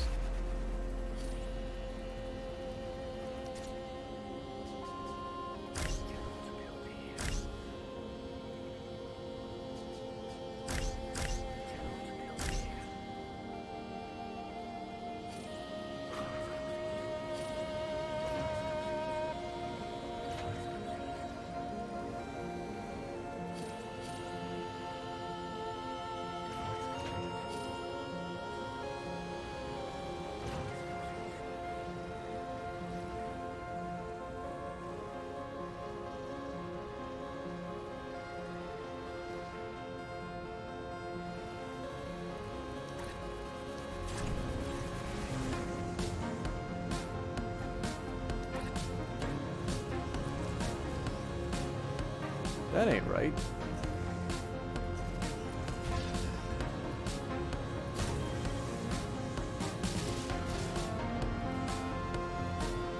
That's so weird that that shows up over the energy bridge. I'm almost wondering if it's the fact that the generator.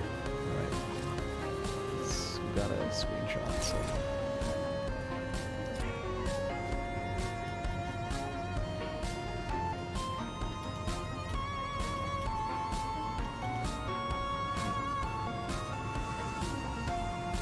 Yeah, it's a little clearer.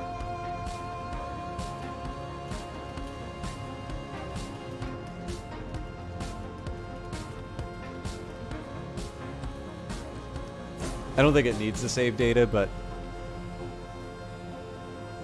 I'm just hoping that Brace Yourself uses something like Azure for their cloud storage, and that way I can buy Microsoft stock and I can, you know, let my streaming sort of reinforce my my investment portfolio. Anyways, it's a minor thing. Just I try to be a good Titan citizen. Okay, so we're gonna work on a tier 2 refiner. So again, this doesn't have to be perfect. This just needs to be something to see me through. I need more space. All right.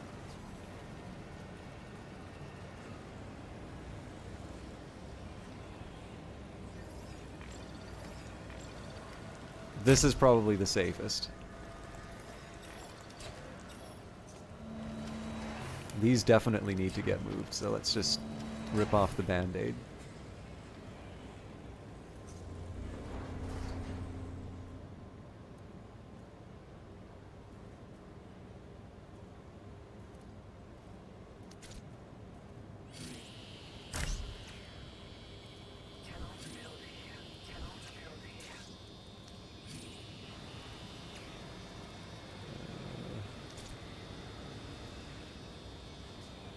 So if I do something like this,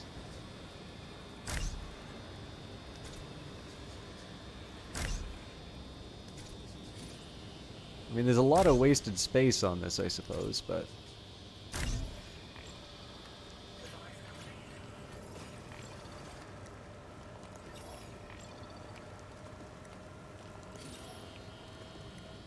I mean, again, I did say it was going to be temporary, so the only thing we need to worry about now are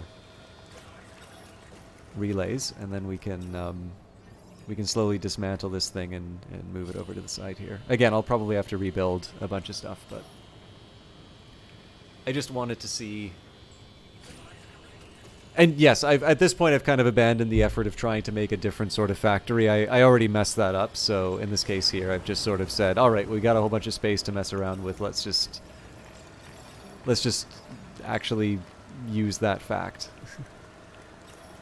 Okay, so this might be a time where I need a large. Yeah, this'll do.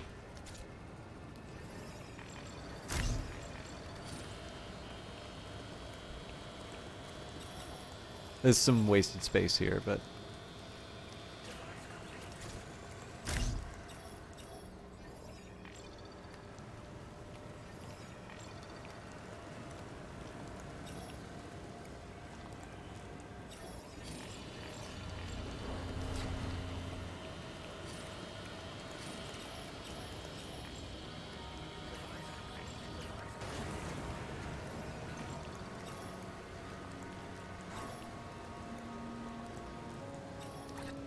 I think I forgot to turn on, yeah. So this is going to be a big hit on the grid, but we are going to be making some money, so.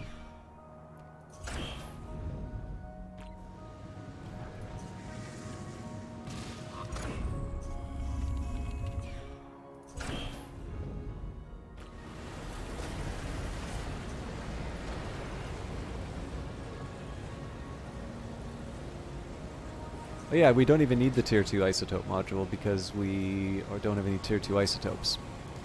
We're not quite ready to do those upgrades yet, so we'll stick a relay down. I'm actually going to turn this all off. Just because we're running through the power really quickly.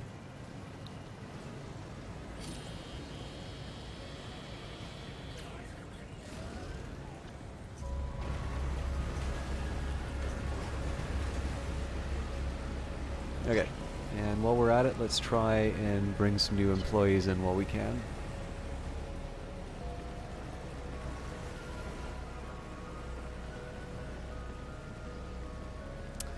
We're out of storage. Okay, that's not great.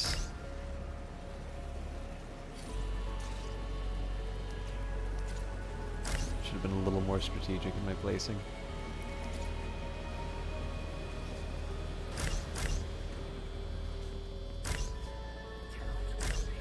Again, this is going to be a massive liability that we need to deal with at some point in the future. Oh, we are out of power. Okay. So the smart move, of course, would be to actually build some power generators. Thing is, this is kind of close to HQ, and I don't know if we have the... Yeah, we're not quite at the point where we have the Z-thing we need. Okay, so first thing we are going to do is we will activate this generator.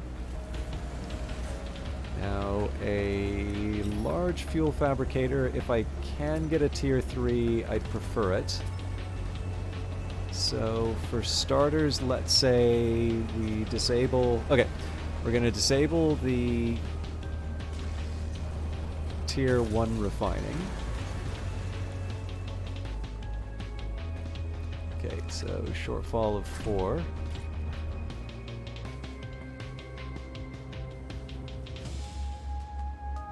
Well, we could build a temporary generator, I suppose.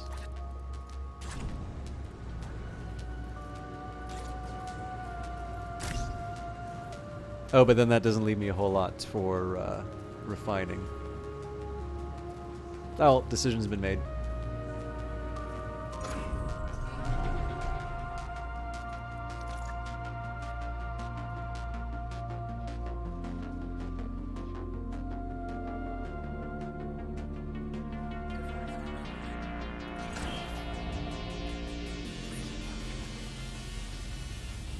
Founder, it looks like a couple rebel birds picked us up on radar. Man. They've altered course toward us.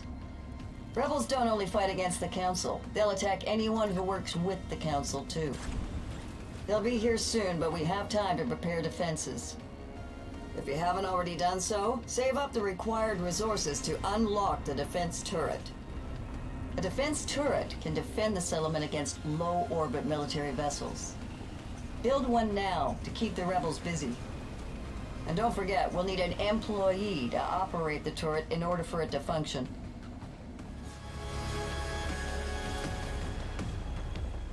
Okay, so one of the reasons why I wanted to build those tier 3s were to be able to put down my level 2 processor.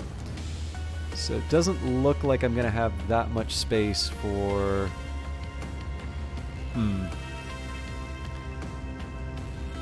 Oh no, I know I can make this work. Okay, so we're going to put down the skeleton for this using the tier 2s. So, minerals here. Employee modules and output modules are built using tier 2, so that's all fine. This is blocked, unfortunately, but we can move the employee module to the other side there.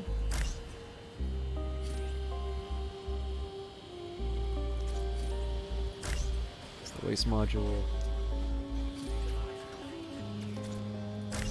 This will be for tier 1 minerals.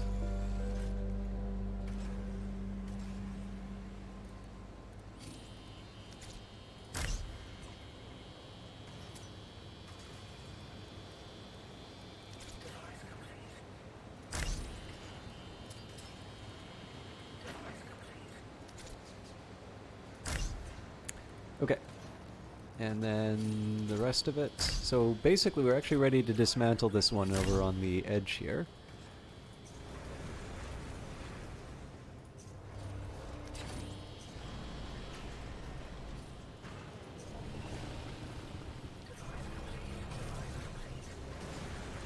Yep, everything's out of power though.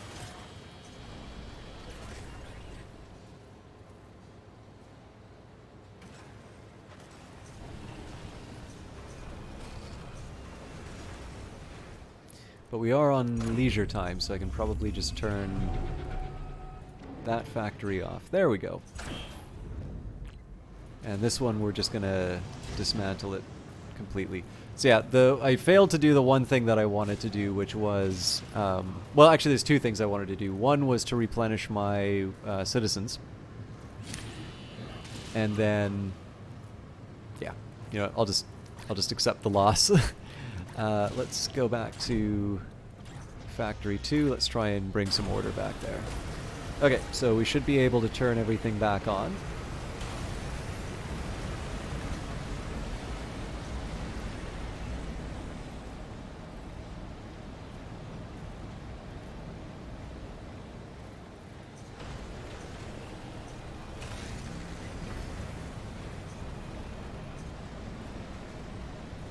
So I think there's something inside already. Okay, cool. So we'll dismantle the input first.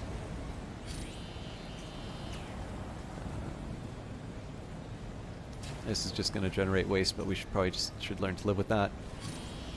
We are fully connected, so we can afford to get rid of this energy bridge. Again, this is just all about getting tier 2 minerals when I need them. Okay. It's expensive.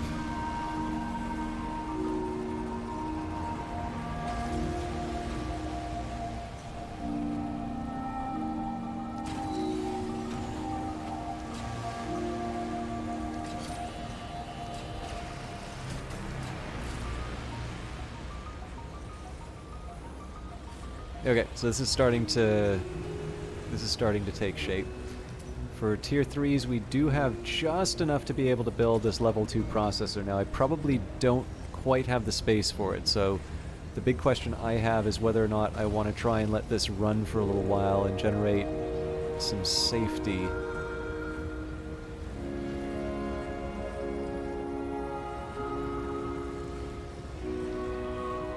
I don't know. You know what?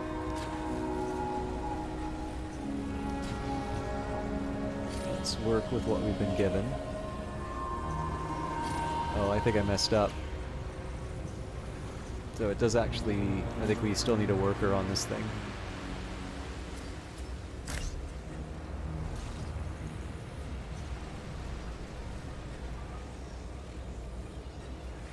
Just because it's got the inputs disintegration right now. So yeah, fair enough. I kind of made a dog's breakfast out of this, but that's fine. That's why we played on standard.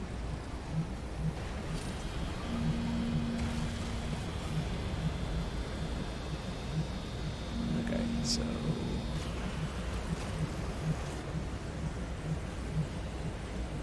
that was the input, not the employee.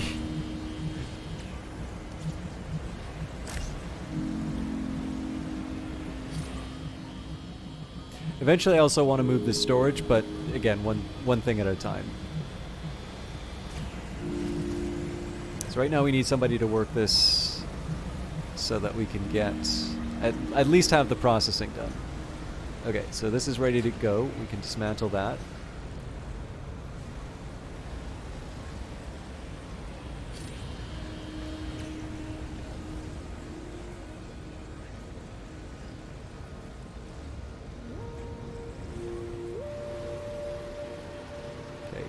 So once reconstruction's done, we can basically dismantle everything. Well, maybe keep the... there we go. Okay. And now we get the fun of doing this all over again.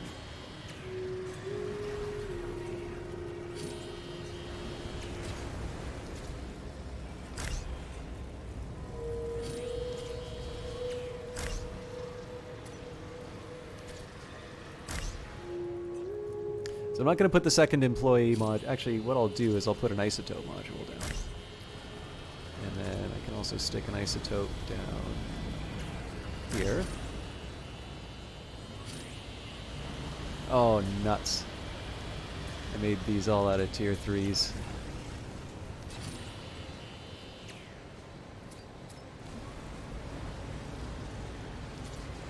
Okay, once more with feeling.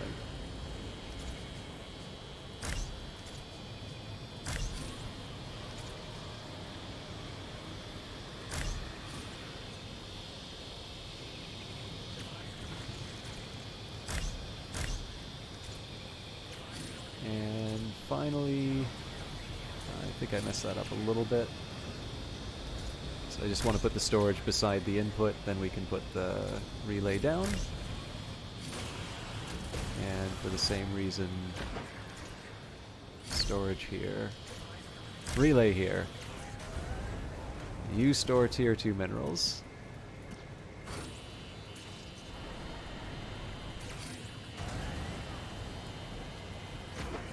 And I put an output.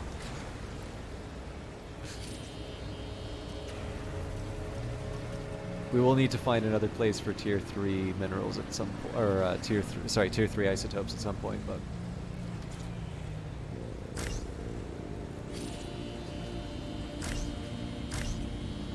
okay. That was a little clowny, but we got through it.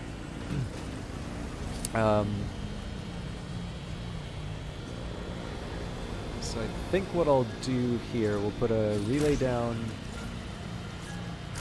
and then something for isotopes there, and then I don't really have a good place for tier 2 isotopes, so we'll start with that.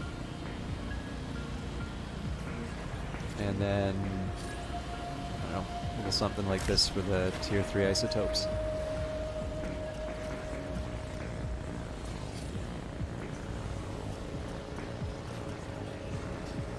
So maybe we can afford to get rid of the storage container, I'm not sure. Maybe I should have just converted it to waste.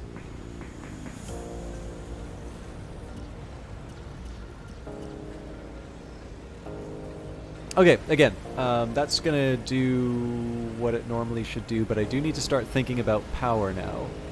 So what we are gonna do, just 1, to save a little bit of power, and then 2, just to try and make life a little easier for me. We're going to ignore isotope refining for the next little while, because we're not worrying about building upgrades. What we do worry about, though, is constructing tier 3, or sorry, what we are going to concern ourselves with is constructing proper, sort of a proper power grid.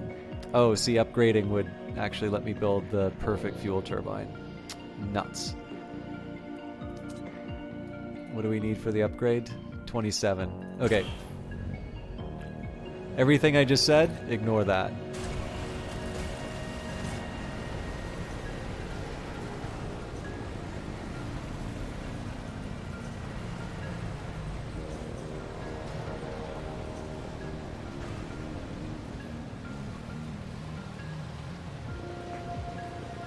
Good news is we really only need 1 more tier 3 isotope, so it won't be the end of the world. Also, we're at 104 resources. Ah, nuts. Or influence, rather.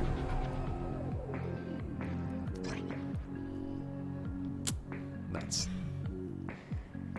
So we only have room for 2 more. Well, one way or the other, let's go on a bit of a spending spree. So we'll definitely grab an isotope patch.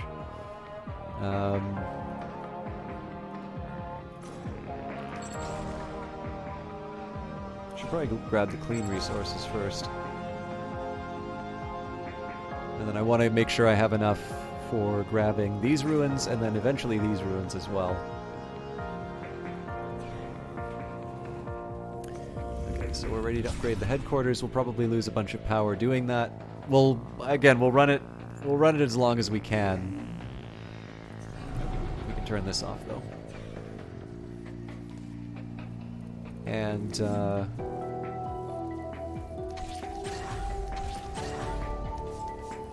oh, now this is interesting.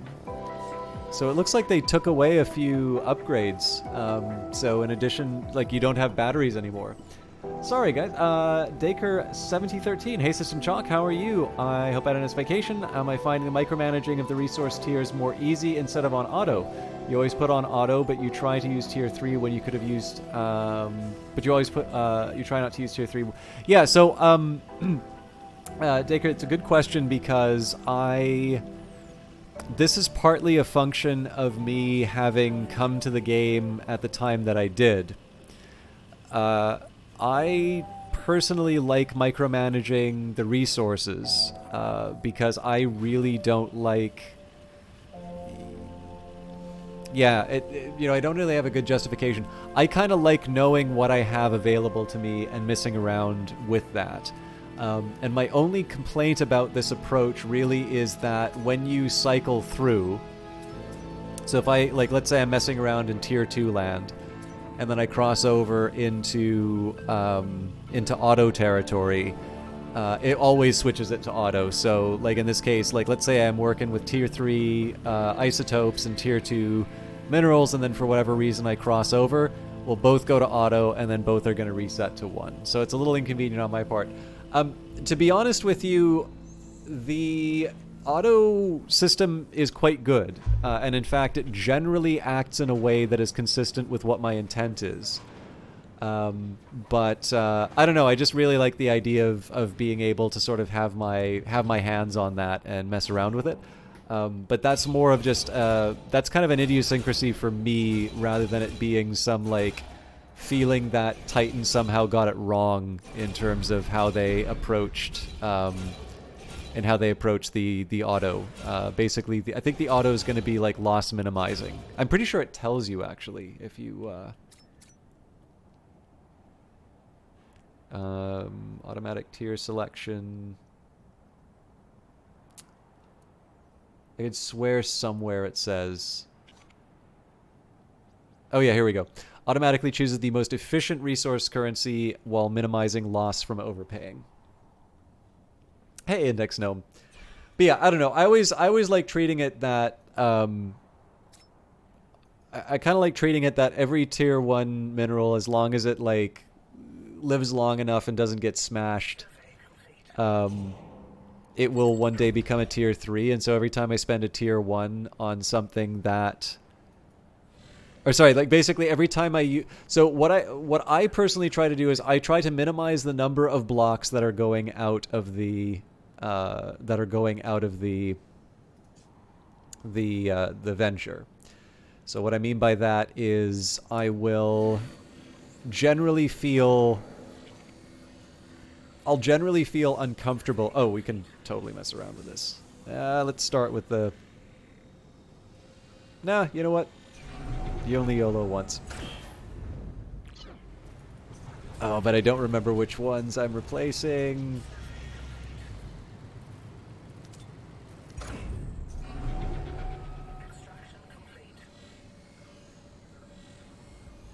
Okay, this was a fun experiment, but let's just let's go back to our old ways.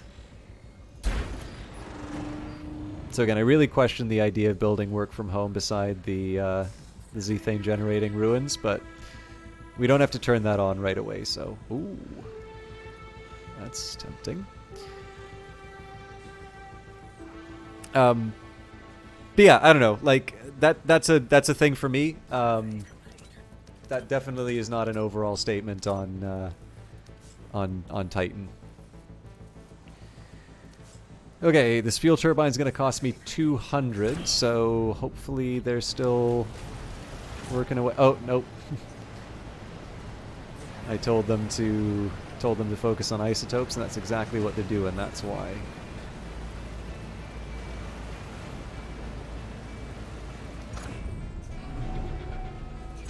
Okay.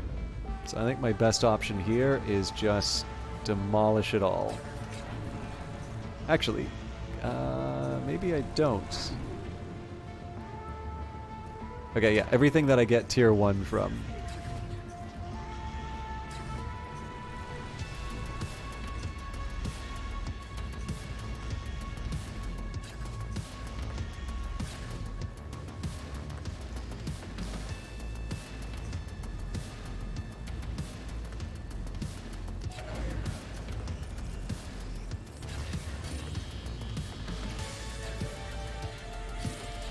I mean everything.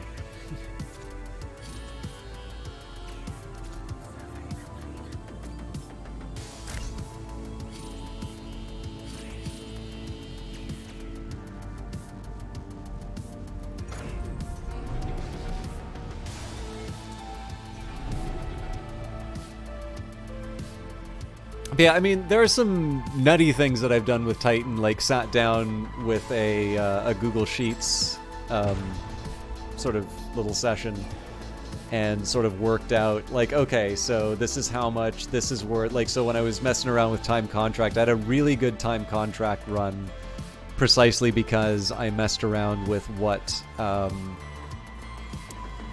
like, what I thought an optimal approach would be. But clearly you don't need to do that to enjoy Industries of Titan. Okay, why don't... Okay, there's a task in progress. That's why. Oh, right. Well, we can fix that. I was thinking I'd be doing a little bit more, but...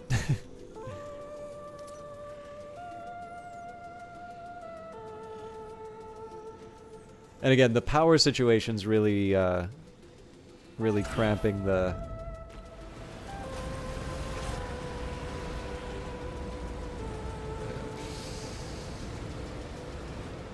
I'm actually kind of inclined to just turn this all off. So we've got a fair number of tier 2 minerals that we can work with right now. We are going to need a lot more of them, but at the moment here, being able to generate some... like the... Right now I want to generate the buildings that will build me, or will earn me some fuel and some power. So nobody has homes, but we will have a fuel turbine sooner rather than later. And of course, at some point I do also need to build a defense turret, but there's absolutely no point in me trying to build that right now because it is just so expensive, both in terms of power and... that sandstorm's looking pretty good. I remember one thing that Sir Karma had mentioned, this is during one of the streams, and actually I don't know... Oh no, there they are right now. So like you'll see those little...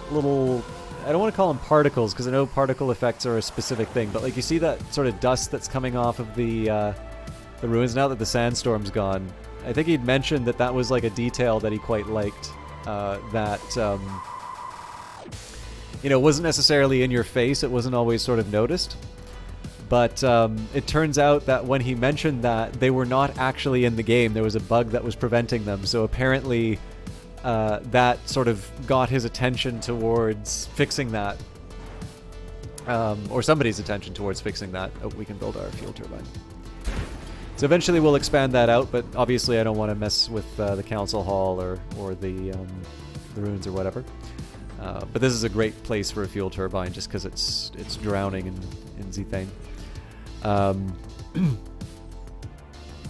But yeah, anyways, I was gonna say, I was like, I wonder if it's complemented by the sandstorm. But it's a neat effect. I actually haven't dealt that much with the sandstorm just because I've been focusing on other things. But maybe next one that comes by, we'll talk a little bit about. I was doing. Actually, that's. You know what? It's better to just start over. I thought I might be able to work something out of it, but probably better that I just.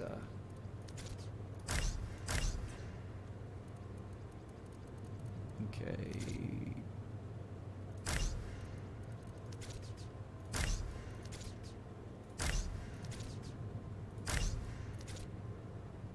No room for that yet, so we'll just wait for my people to come in. I don't want to get too careless with the minerals because, of course, we're not currently refining any. I'm turning them into tier 3 so that I can build a proper power plant. I do need to make sure the power plant's in the right spot, so I'll probably put it maybe here. One thing I want to try and do a little bit better this time is make sure that I have a road to the HQ so that we can get rid of some of the oh, that was one thing I was meaning to do. That's actually something we can probably do right now. So let's get a proper fuel fabricator down here, and then I can build a proper generator, and that'll help us with some of our power problems. I do also eventually want to build a large storage container, but that's going to be another consideration. Also, I didn't realize it's been 2 hours. Man, this game's really good at just letting the time run by.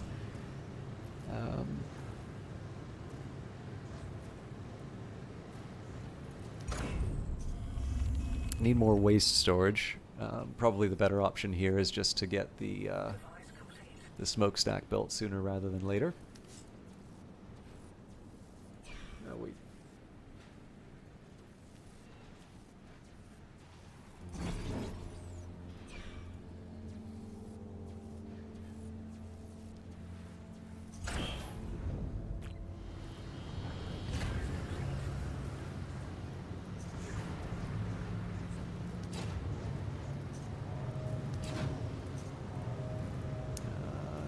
Quite ready to give up all the storage yet, so we'll build a large tank down in the corner here.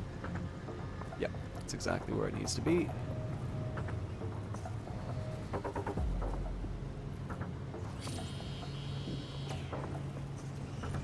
I'm gonna get a little reckless. Yes, there's a bit of fancy footwork I need to do on this, but I think I can still swing it.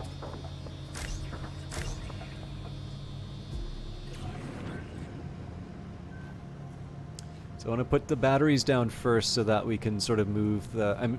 I don't 100% know how this works. Actually, let's test this. So right now, 4 point... Okay. Actually, I have less fuel storage than I thought I did. Okay, well, that's fine. So let's start by turning off... Yeah, well, that's draining pretty quick.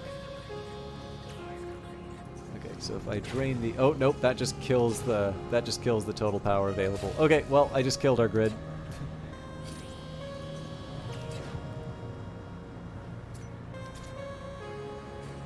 That's fine, we're rebuilding.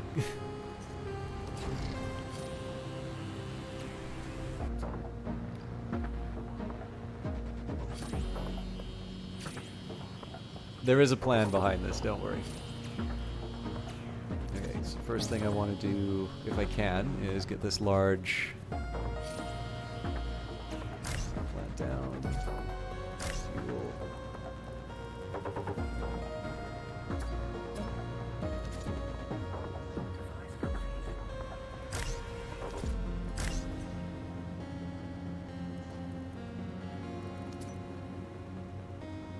Really?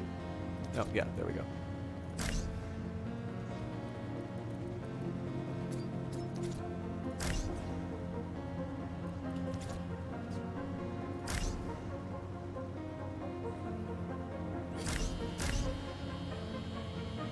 There we go, and we have a whole second floor to mess around with, which I probably will, just again because we have access to a pretty rich source of zethane right now. Yeah, maybe not as rich as you'd think.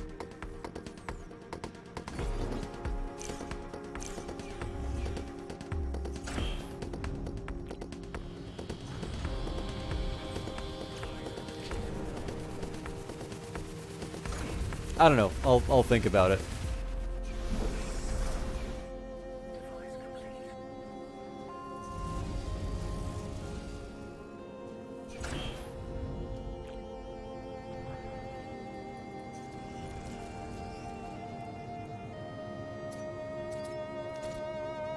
Okay, so now we've hit our limit of tier 2s. Now, I suspect in the grand scheme of things...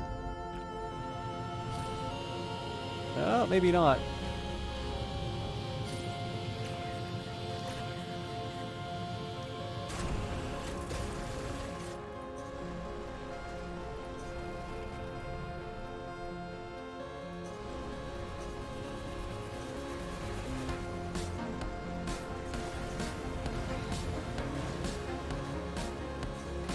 Okay, we'll stop refining things into tier 3 for the next little while. Still not even remotely close. What's going on here?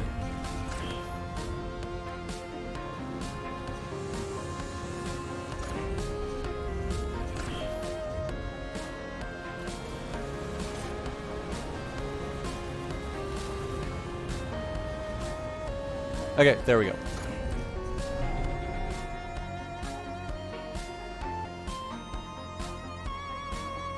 So, the next priority is a power plant. So again, I could probably afford to build the power plant here. Unfortunately, we're just shy of what we need for Tier 3. So this is where it suddenly becomes very convenient to have Obsidian ruins nearby. The only drawback is that they cost 80 influence. This one's 40, but that's Tier 2, so that doesn't help me as much. Yeah, it's just dangling in front of me. I would never use these for artifacts. The Tier 2 and Tier 3 minerals are just too good to pass up. So unfortunately we need to refine them. And we can only refine them after... Oh, sandstorm coming in. So did you notice how the sort of the line of the vision was reduced? I think that's a neat touch. I don't 100% know how it's going to... like, I'm not sure how it will affect the overall gameplay, because it does seem to be like just sort of a small recession.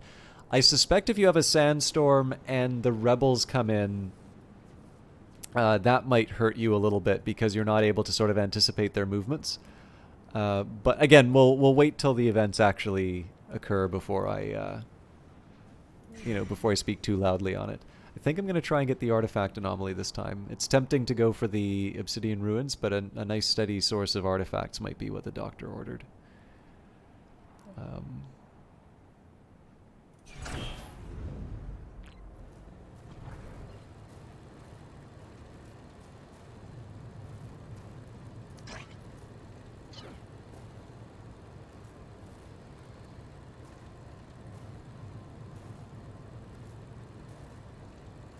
This is working for me right now. Actually, we're losing money every day, so I guess I need another habitat plot. Again, I'm just conscious about my power. Okay,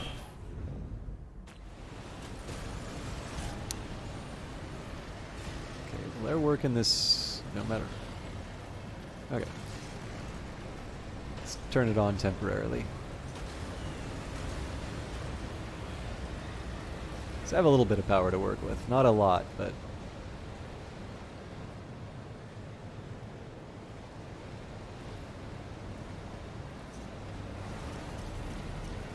And obviously I need to come up with a better waste plan. Actually, I guess one waste plan I have is to...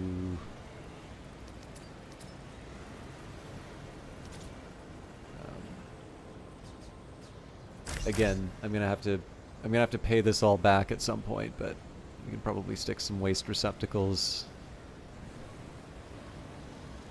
on the far end of the...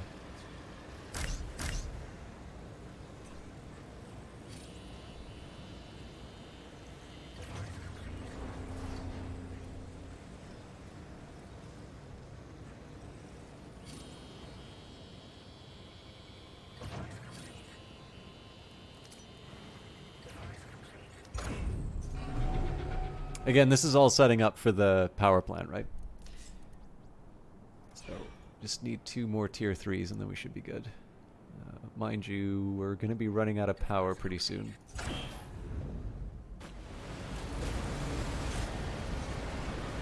let's start by shutting down...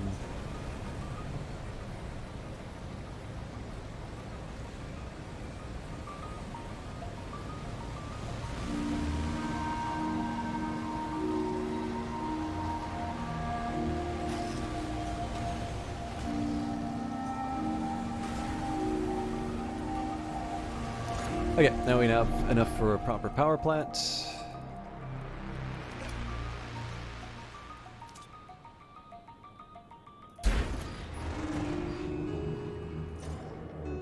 At some point I'd love to be able to enable this ruin. We definitely have enough in terms of influence to claim it, but if the rebels arrive and I'm not able to defend these ruins, and it's very unlikely that I'm going to be able to, we actually already have a problem over here.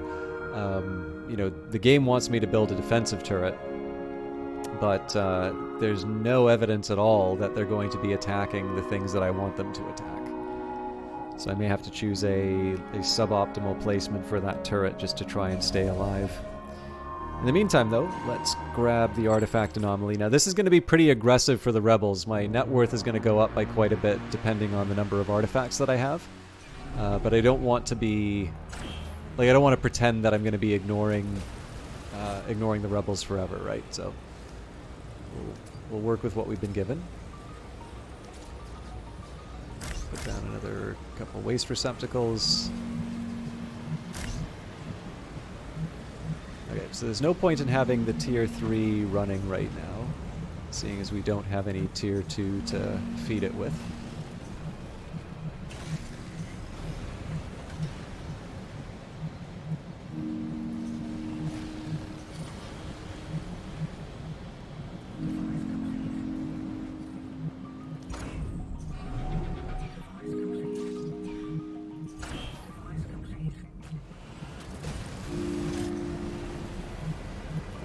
Eventually I'll turn this on for isotopes as well, but right now I'd like to get some tier 2s just so I can fill out my work from home setup, and then we can move. Actually, that's...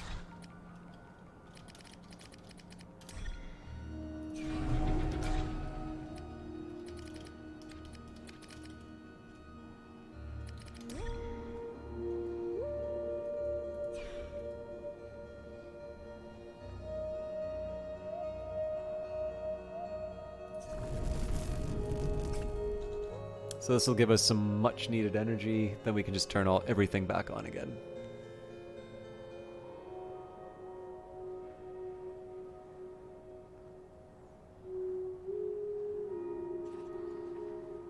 Plus 50, Jesus. I'm unaccustomed to such luxury.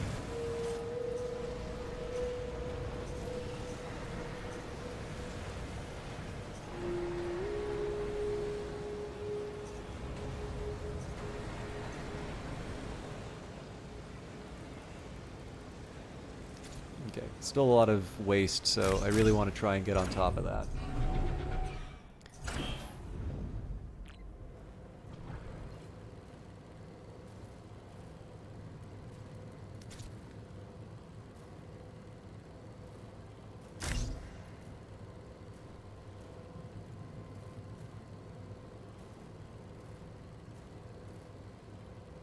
So should be building more habitat pods before monetization stations. But in this case here, I actually probably want relays before anything else. Again, I tried something different here. I think I'm a little set in my ways in terms of how I play Titan, so this has been a little bit of a weird approach. But I don't know. It was a fun diversion. Was here, I think. Yeah.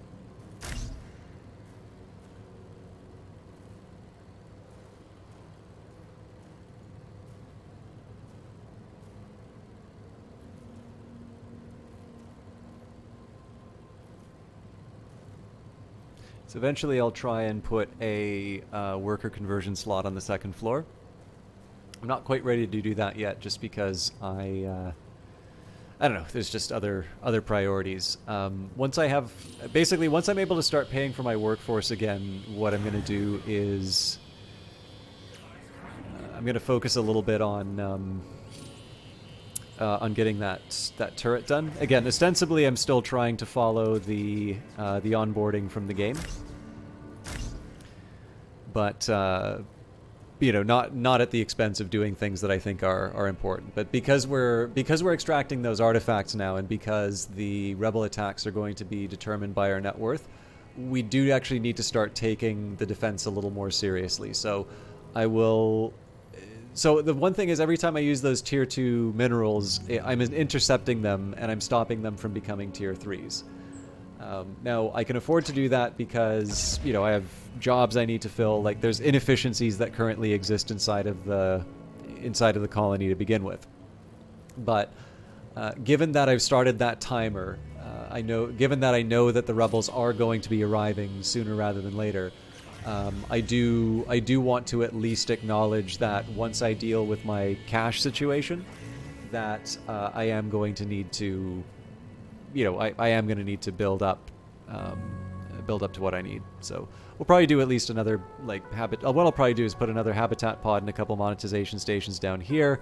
We'll put down a couple monetization stations and another habitat pod to flank it. So basically we've got sort of this side dealt with. And again, this, under normal circumstances, this would have been close to, but I don't think exactly half of the setup. But one of the drawbacks I find is that you don't know where things are going to connect on the... I mean, there might be... it's a computer game, right? There's always a logic to it, but it's one that's not very transparent to me.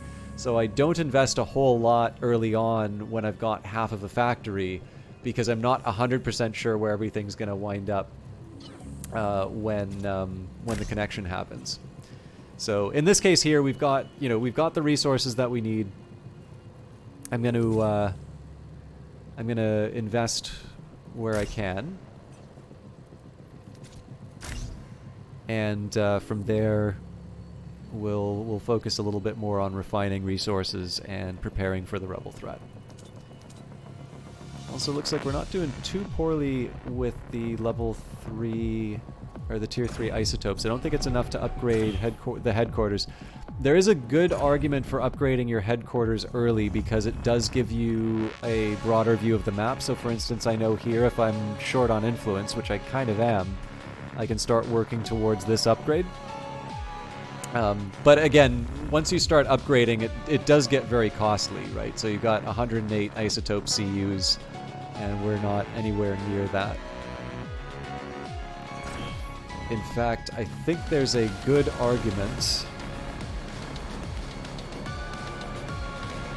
Okay, let me think a little bit about what we're doing here. So why do I want to get tier 3 isotopes? I want to get tier 3 isotopes so I can build a smokestack as far away from my civilian areas as possible. Okay, laudable.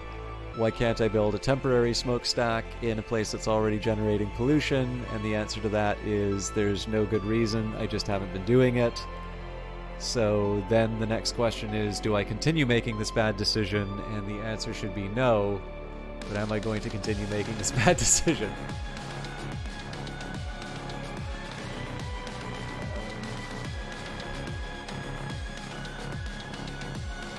So I imagine the smokestack would probably go here.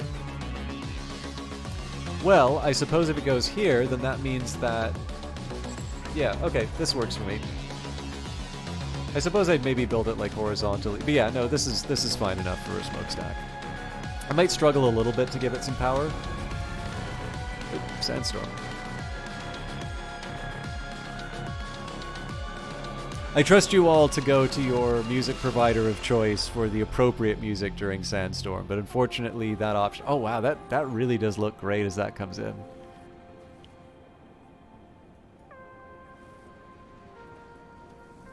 Yeah, I am going to be really interested in how this affects long-term... Like, this is one of the things that's really... So actually, this is something I kind of wanted to say about Industries of Titan. I sometimes fail to appreciate... So, like, you know, when I play a game like this, you know, Brace Yourself Games, it's not the first game that they've made. And so far as I can tell, most, if not all... yeah, actually, sorry, I do know there's at least one member of the team for whom it's true that this is, like, their first game. But for the most part, you know, you look at something like this, you look at a company like Brace Yourself Games, and you sort of see that it's, you know, it's people who are experienced making something quite good. So I sort of take it, like, I guess for me is like I take it for granted, and it's maybe not a very good assumption. But I sort of think of it as like, okay, well, you know, these are professionals, they know what they're doing, and you know, they're confident or whatever in terms of their abilities, right? They don't need coddling or whatever. But I suppose one thing that I have learned is that it doesn't really matter who you are. It is actually really nice to hear that you're doing good work. And I actually, one thing that probably is a good reminder of that is to remember how people reacted to the news that it was going to be a timed exclusive for Epic. It was not necessarily just, you know, universally kind sentiments being expressed, which is a shame because I think, you know, I certainly enjoyed playing the game over the, the period that it was exclusive at Epic, but it is so clear that if you waited to get it on Steam, you just got a better game, and I it's kind of hard for me to see at least why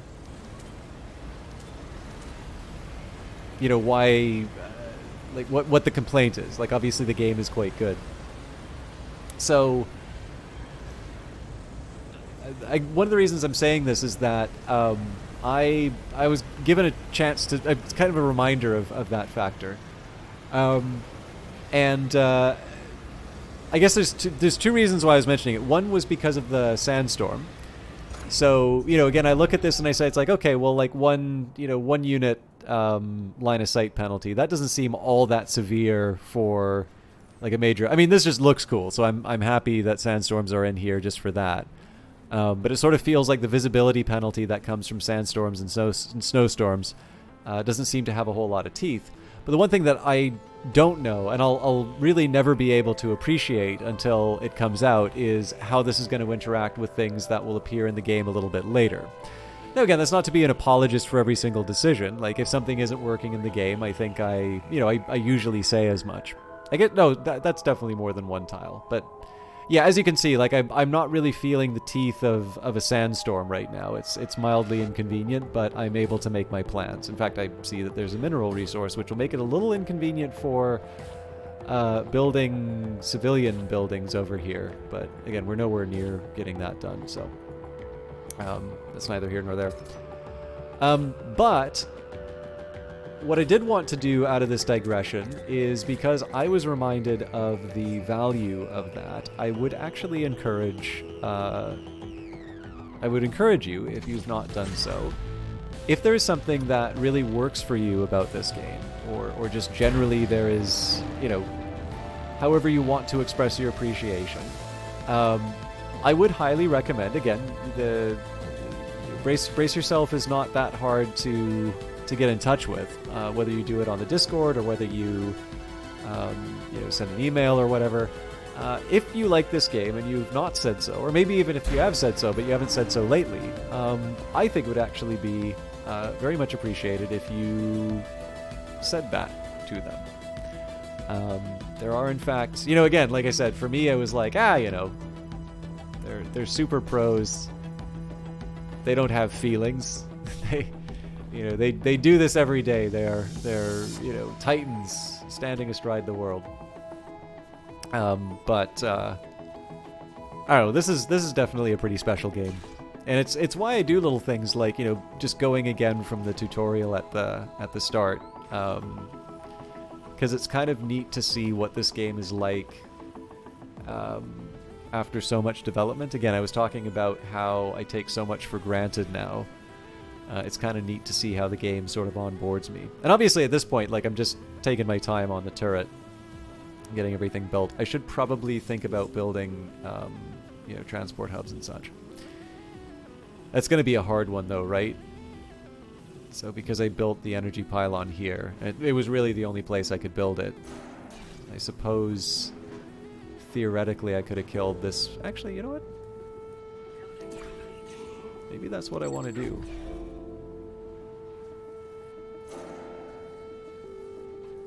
Kill these ruins, put the pylon down here. Still doesn't really help my road situation though, so I guess it didn't really matter.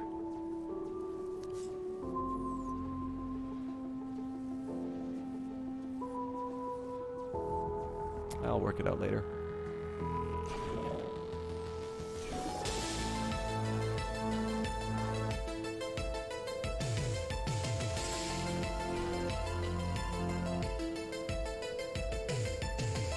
So these things eat 12 fuel. I definitely don't have enough. So this, yeah, we're definitely at the point where I want to be upgrading this headquarters. On our way. As much as I'd love to have more work. Why am I still losing my... Oh, because I don't have... I haven't loaded up all the civilians.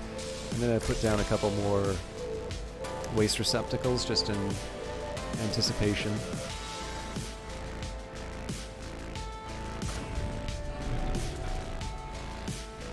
I hope this upgrade thing pays off.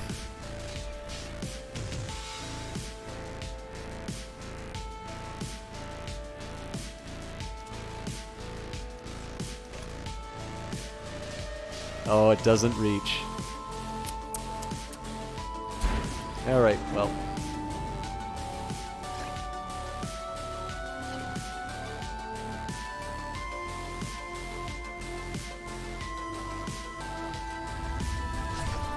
So the funny thing here is that I'm actually going to be able to build the better... I'm going to be able to build the better smokestack before this thing has power. It's all good though.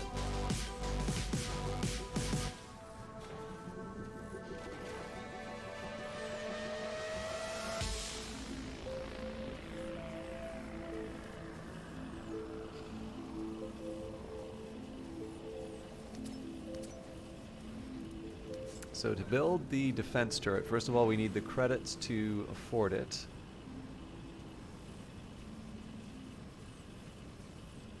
And we'll need 400 minerals, so I should probably turn that on. Actually, yeah, we can switch to a mineral focus.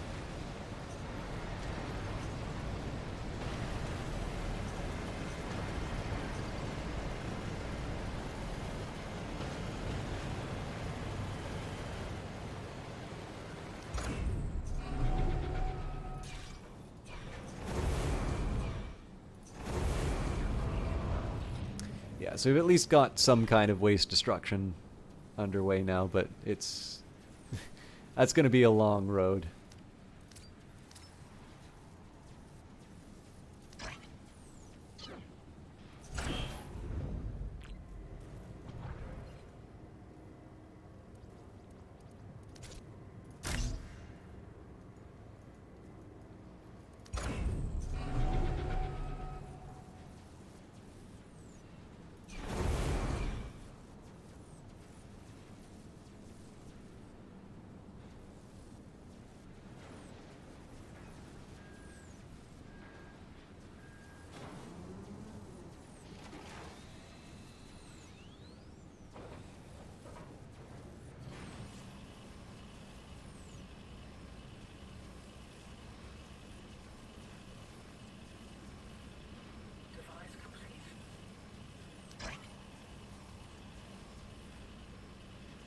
That's a unique problem to have.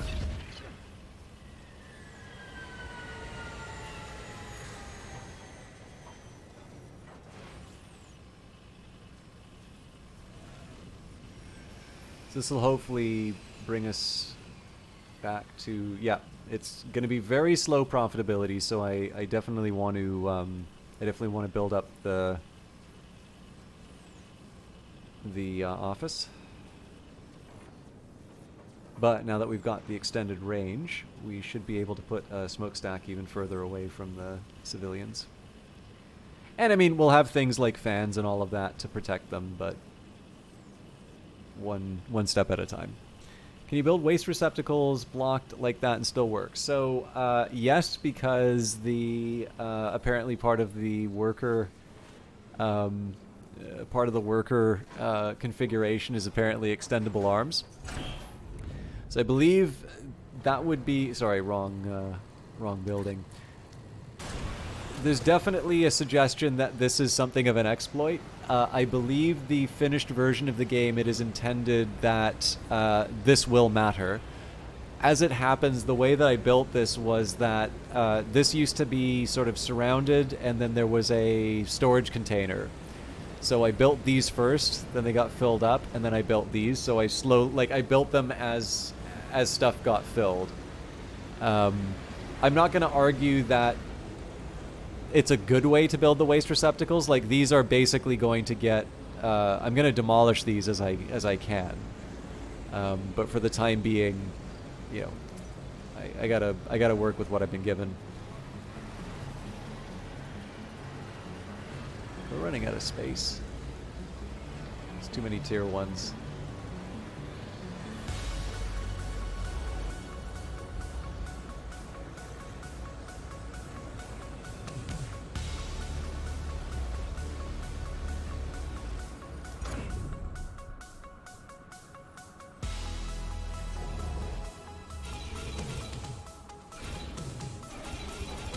But yeah, so the easy answer is right now, you can get away with it. I wouldn't build strategies built around it, but in this particular case here, I built them in a specific order that would not be like what I did is something that I believe the final vision of the game would permit.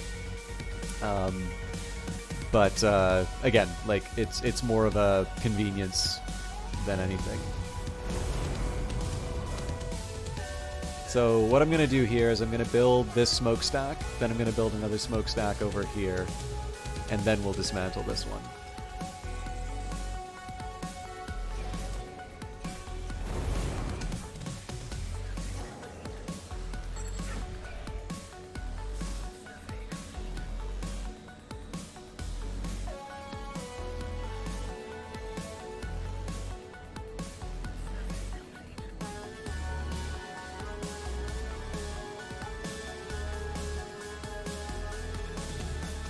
I'm definitely not going to be able to build turrets that are able to defend everything, so...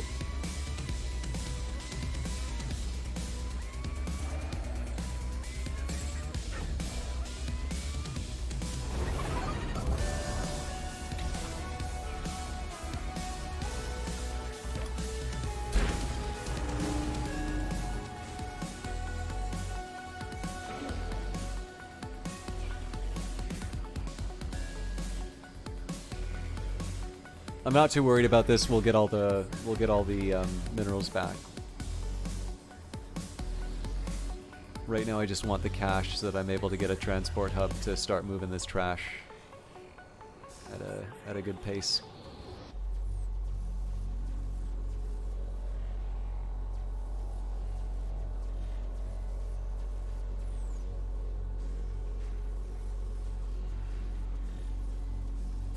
I think it's also fair to say I don't need any tier 1 minerals right now, so while I might clear out some of these patches just to be able to get transport, I'm not going to pursue mineral acquisition for the next little while. Isotopes, maybe. Isotopes are a little bit harder to get my hands on, though.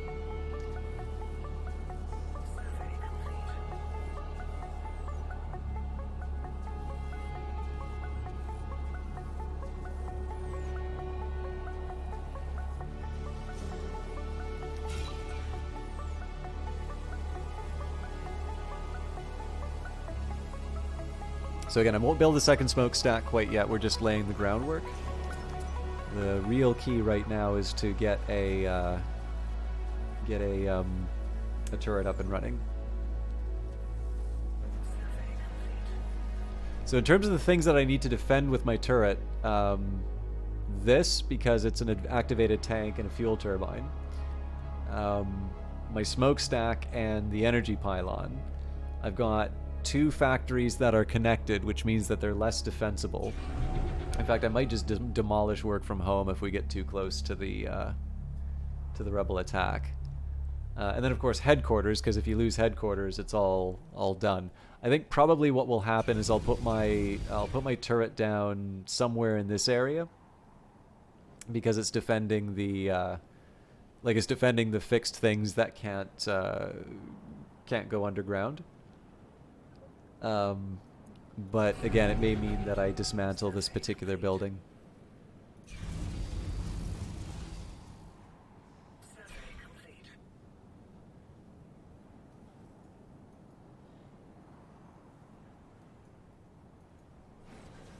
Good news is we have some time on this, so.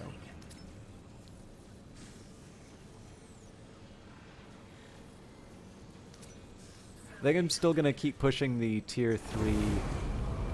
I think I'm still going to push the tier 3 upgrades. I think we are going to run out of storage space. Yeah, you know what? Okay, so let's start using floor 2 as some storage space. Maybe not waste, but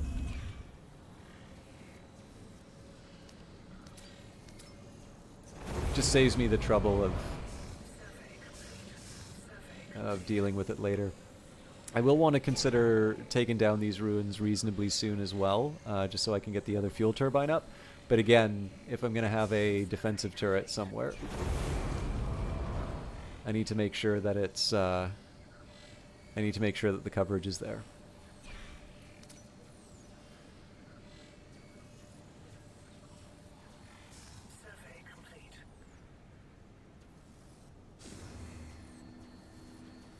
So with the refund that we get, we should be able to build the turret. But again, whether or not the workers actually move. I mean, I suppose I can force them.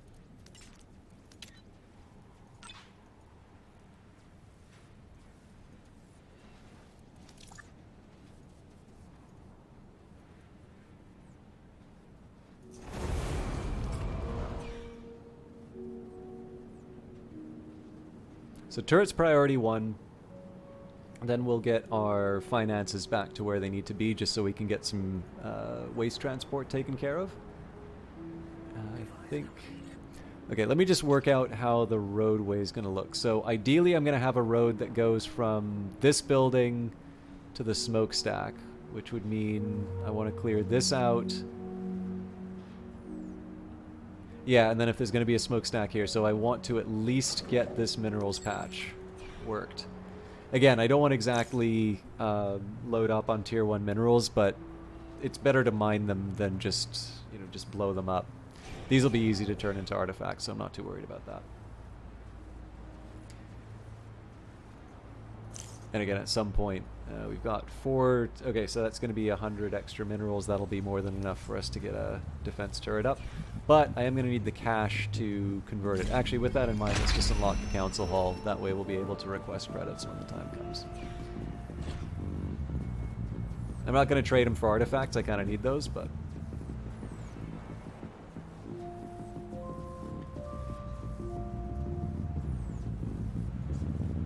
I suppose now that I've got the tier 3 minerals that I need, I'm trying to decide when the best point to put a little bit more emphasis on generating tier 2 minerals would be.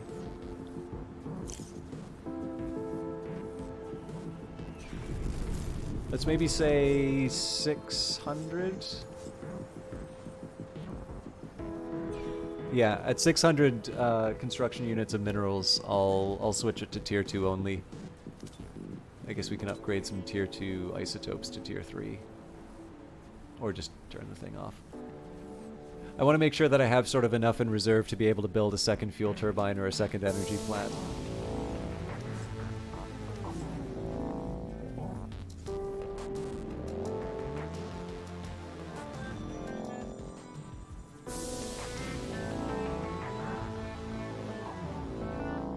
So long term, we're going to be up against 6 rebel camps, so I think probably what I need to do, we'll let the turrets take care of the first round of rebels unless we get very lucky with our production. Long term, I want to take care of the existing minerals that I have, and then we'll just set up a proper like extraction and refining sort of satellite over here. Looks like there's going to be some crevices as well, so we might be able to get some power and such. Ideally, it'll be somewhat far away from the civilian buildings I build, but you know, fans and filters will try and let that. We'll try and come up with an inexpensive way of handling that. God, what else do I want to do?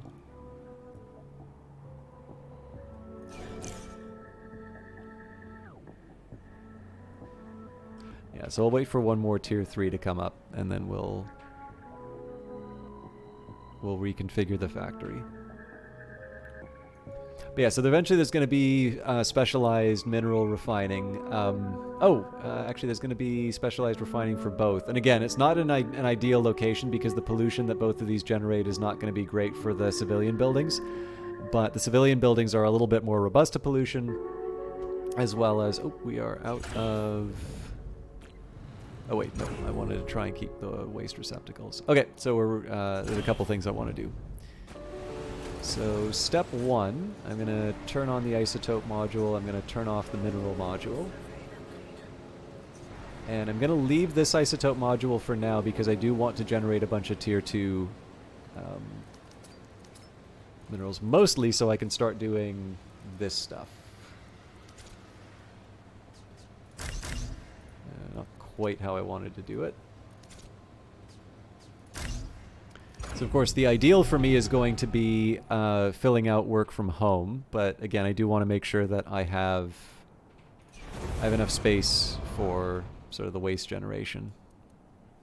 can't remember if it tells us how much is generated each period.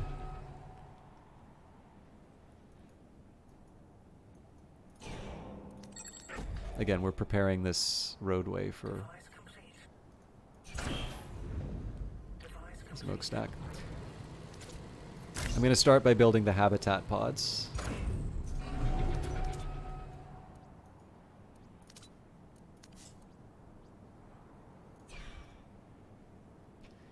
Habitat pods are quite important because if we can't get enough money, we're not going to be able to build the turret in time. I'm trying to think if... Yeah, it's hard to say the smokestack is a bad purchase.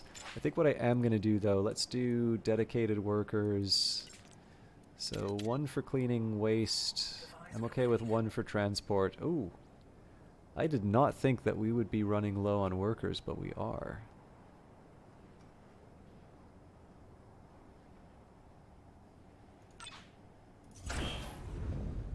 Okay, well, we've got another purpose for this special floor now.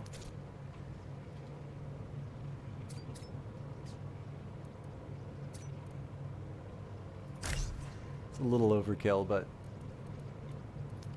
again, I'm minimizing the number of blocks used. Okay. So I don't need to get fancy.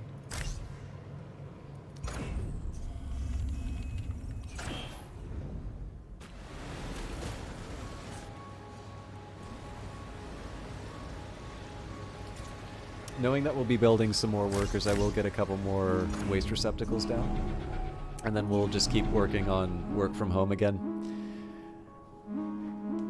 So the big aim here is going to be to try and generate as many credits as I can without spending influence. And in practical terms, I actually need to generate 2,000 credits. So 1,000 credits to be able to build the turret, and then another 1,000 to be able to make sort of this corridor. So the minimal amount that I need would be basically 1, 2, 3, 4 tiles of road, and then 1 for the depot. So I could put like a depot here without claiming these ruins, or I can just claim the ruins and then put the depot down here. So I'll want the 20 for the... Well, actually, I guess it doesn't matter, so we'll get the artifact. Okay, and looks like we've cleared out the minerals. So again, we've got more than we know what to do with.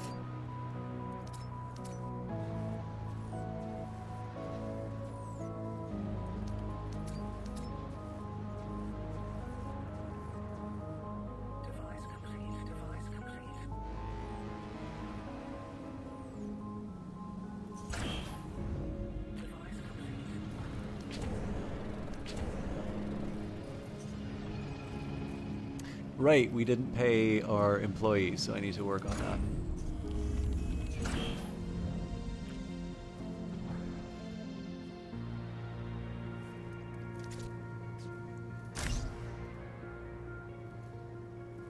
And again, similar, it'll be a similar setup. I think we've seen this a few times. I'm resisting the urge to put waste receptacles down here, simply because it... I'm gonna need to find a way of getting that waste transported. Once I build some more permanent civilian structures, I'll work out a way of like getting a road to the right place. But for now, I'll try and make do. So if I can get another 2 bodies in, great. I think instead I'm just gonna have to wait. So we'll be up 288. That's definitely not gonna bring me all that close to a turret, but.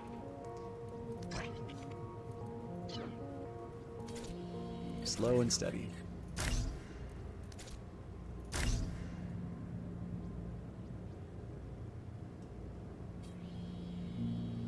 Device complete.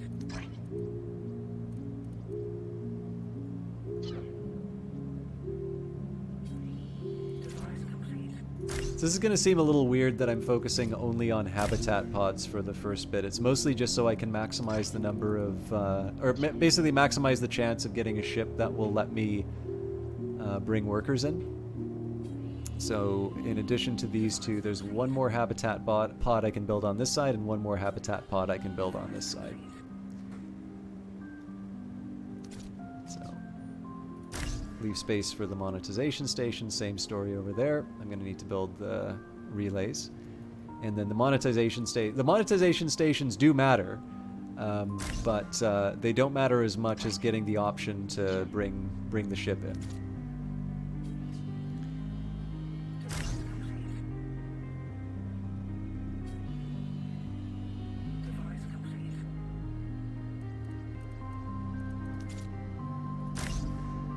So once that gets power, we'll be able to bring in some more bodies.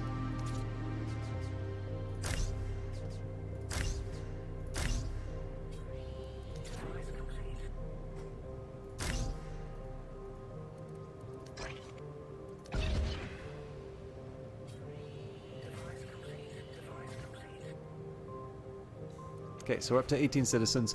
Now, of course, we're going to give up a bunch of those citizens when we start converting them. But for a small window of time, we're actually going to be generating a pretty decent amount of cash. And more importantly, we can now convert... Actually, again, that number is going to go down because we're going to be pulling people out of the work for... Well, we're going to be pulling people out of the knowledge work. If you can call looking at high click-through advertising knowledge work, you know, we're gonna be putting people into the drone labor force. But this is basically my turret right here.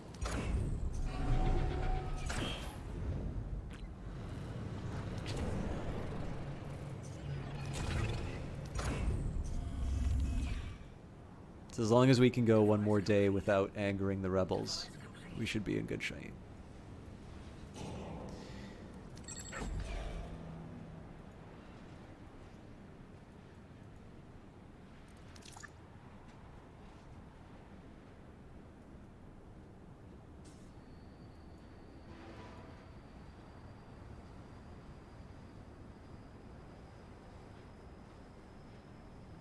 In fact, I think at this point we can afford to turn on the full factory.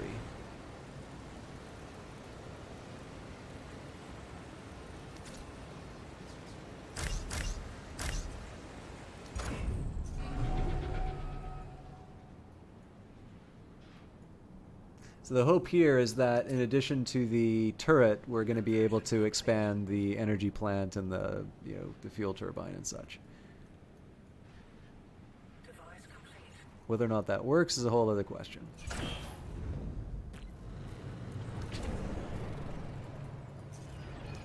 And of course, we still need to bring in the tech web. But we're not quite ready for that yet. Also, as an outside option, if I get really desperate, I can build another generator.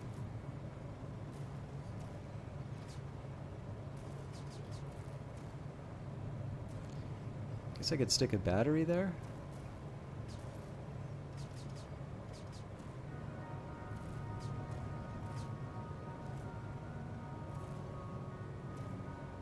Does this make any more sense than... Not really.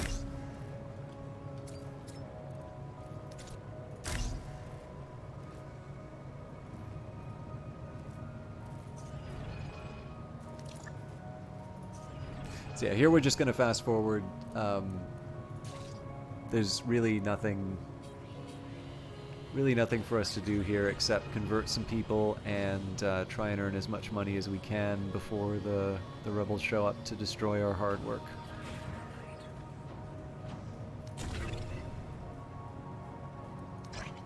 And of course try to replenish our workforce. And of course, in theory, I could actually put more housing, like on floor 3 and such. I'm not opposed to that. I'm not opposed to that option either. But for the time being, let's focus on sort of the immediate threat.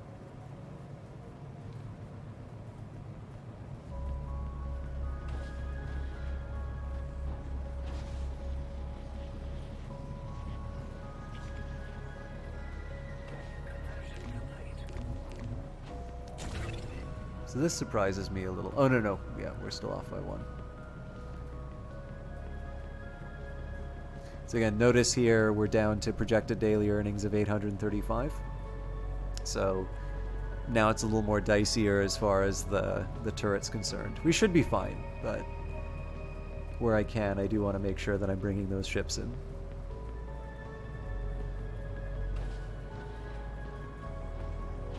And I mean, one riskier strategy I could employ would be to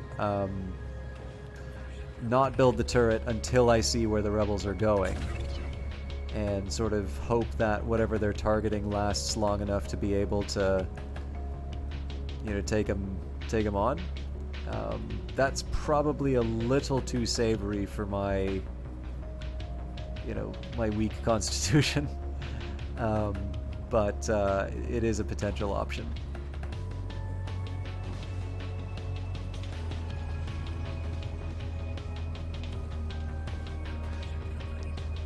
Crack Steve, how you doing? I'm doing quite well. I had a lovely trip in Vancouver. And I was very tired coming back, but I feel like, I don't know, like, I try not to be like too poor me on some of this stuff, but one thing that really caught my attention was I've definitely sort of internalized a lot of the sort of like the sense of being undervalued from work. And it was like universally like going to Vancouver, it wasn't just like universally positive in terms of just being with people who have a really great attitude and are very accomplished. Like, to give you an idea, like the place where I was staying, it was very far out of the city, but haste makes waste 3. What is this?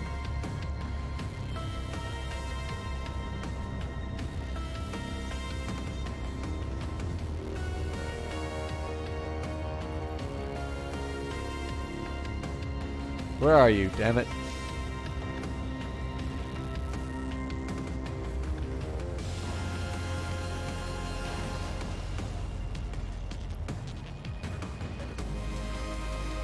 I'm assuming it's like lifetime waste. So yeah, we got 1,000.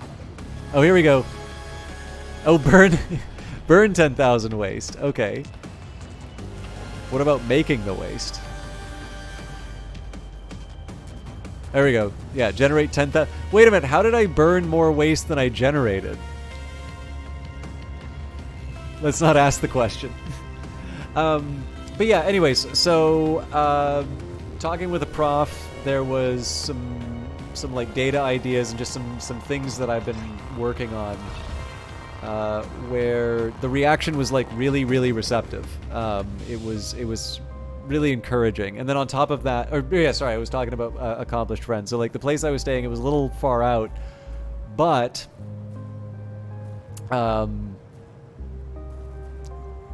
like the bathroom in the guest room where I was staying is like larger than my bedroom.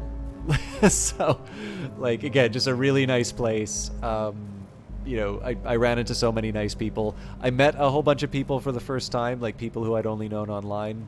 And they're even more impressive and interesting than, you know, than I could have imagined. And I obviously have a really high, well, not obviously, but I clearly have a very, not clearly either, but I have a high, I hold them in high esteem. Did so before I met them, and doubly so having had the pleasure of meeting them.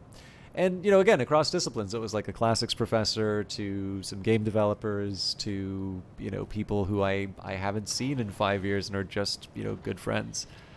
Yeah, it was definitely something that I needed. So, anyways, I apologize, Crack Steve, because you said you just saw a terrible show, and I know that show isn't What If. So, what show was it, and what made it terrible? RWBY. I've never heard of it.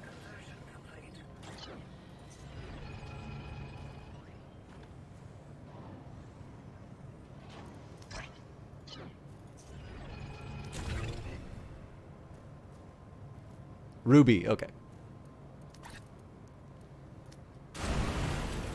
So as you can see, so Dacker, you were asking about. So this is the way that. This is how. This would work in what I think the finished version of the game is going to be like. So we've made like a layer of waste receptacles. These would be fine. These, in theory, would be entombed. But of course, I'm just going to be dismantling them over time as they get emptied.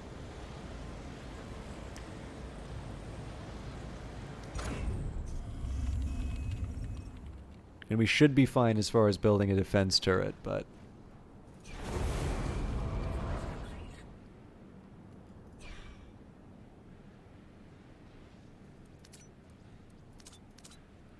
yeah, we're doing quite well resources-wise.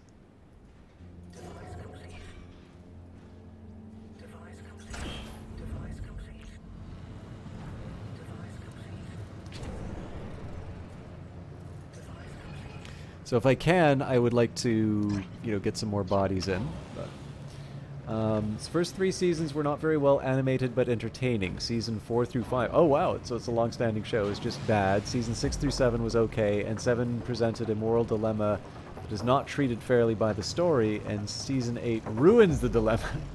So yeah, I was actually going to ask, so it sounds like you've been with this for a while, and so obviously that invites the question to me. It's like, well, if it's so bad, why did you keep watching it? But it sounds like it was actually something that previously had sort of met your expectations. And it's more the direction that it's gone now rather than the full show being disappointing.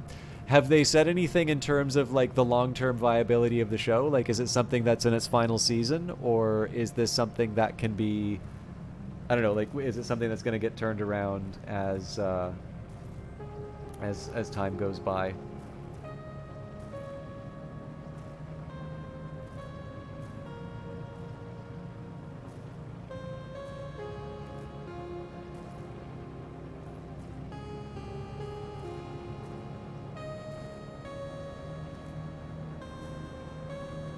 Sorry, I just got a somewhat distressed text. I just want to make sure they're okay.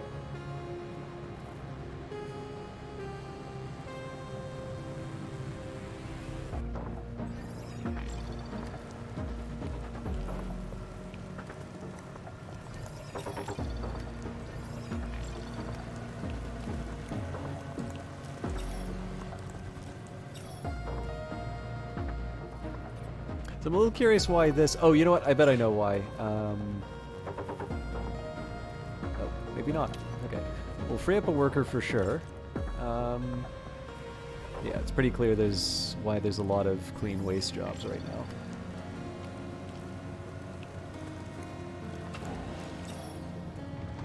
Should be doing okay workforce-wise, but I would like to fill in those last 3, soon-to-be 4 positions. I'm mildly debating on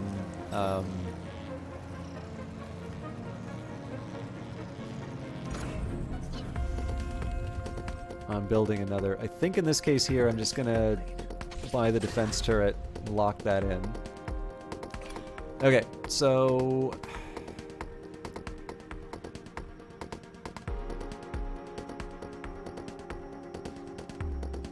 it's a bit of a long shot.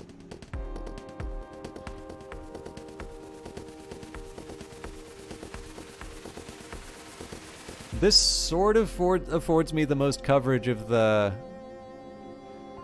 threatened areas, but again, there's no guarantee that they're going to be flying directly over the fuel turbine. I suppose the one bit of good news, though, is that the only thing that can't burrow here would be the... Okay, yeah, so we're going to commit to this defense.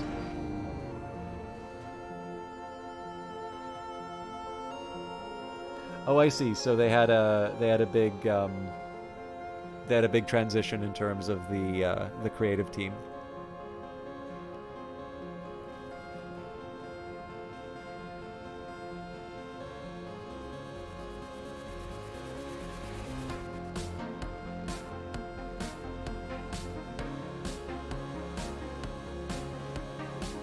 So I'm curious, Crack Steve, you tend to... I notice you wind up watching a lot of stuff that I haven't really heard of or touched on, and I suspect probably the main source of this is just we might have different tastes, or we, like, just in general, we watch different things. The reason I say that is, you know, I think about the sort of stuff that I'll watch, and it's definitely going to be like, you know, For All Mankind, or Patriot, or, you know, Succession, Billions, you know, kind of probably more drama. Oh, hang on, I think people said that the music was quite loud in the past. Let me just make sure that those settings have been... We've been okay for music, right?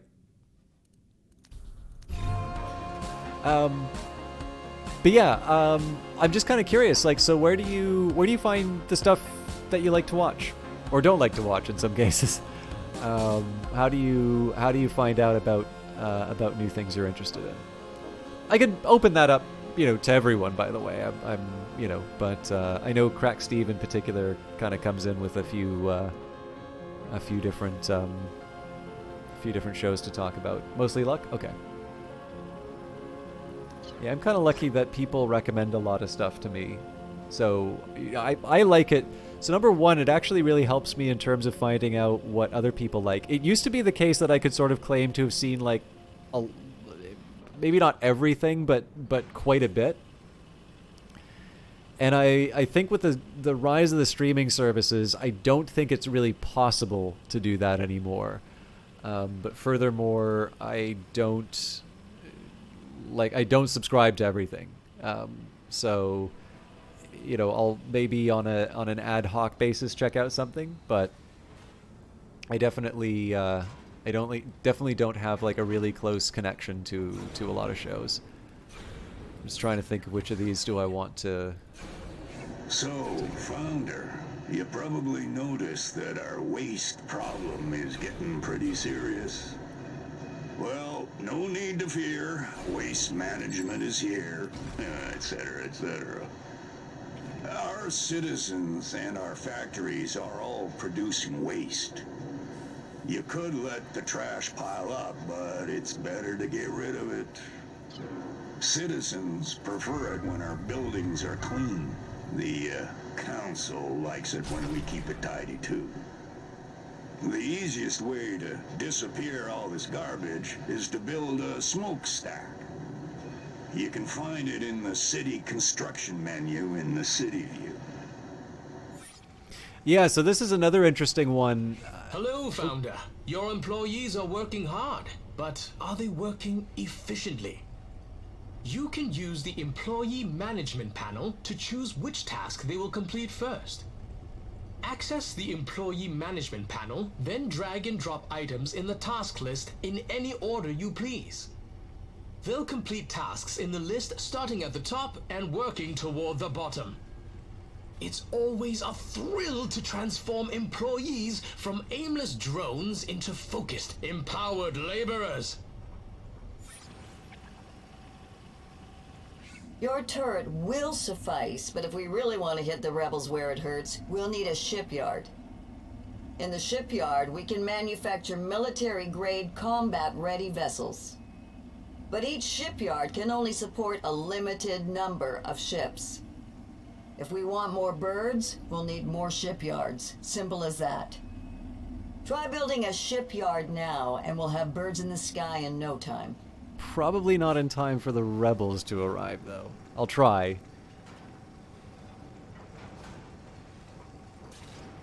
Right now I just kind of want to expand the turret coverage. So that's going to need quite a few more isotopes than I have. Okay, it's just as well we're getting rid of the obsidian ruins because I'm going to be able to build a... well, sort of. I'm going to have to wait a little bit on the storage facility. I am going to make a genuine effort on the shipyard, though.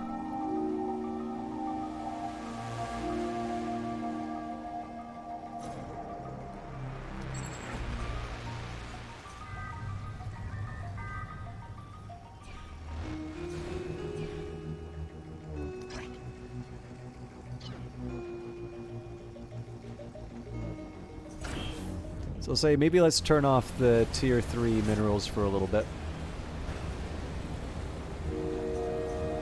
Or are we out of... We can't be out of storage space.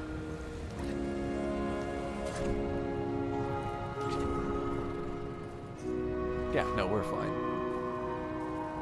Although running out of space for waste again.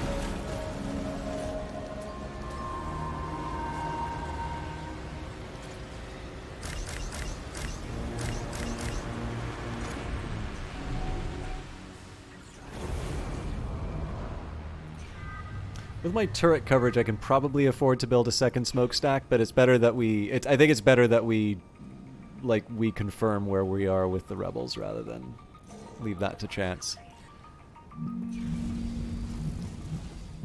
I think I'm probably going to need to start upgrading some of these pylons too.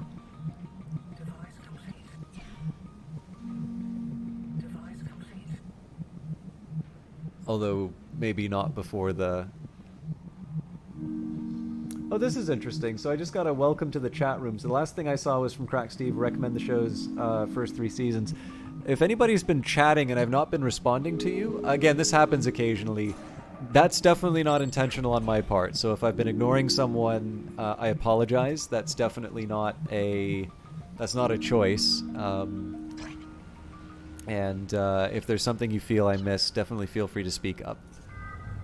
I generally have found, like, I know for some people, there can be a little bit of an annoyance in the sense that people sort of ask the same thing over and over again, and it, you know, they don't have anything to say, so they, you know, they get a little bothered just because they, you know, again, because of the insistence. I don't think I'm really big enough to do that. I generally tend to find that, if anything... Sorry, I should be careful how I say this.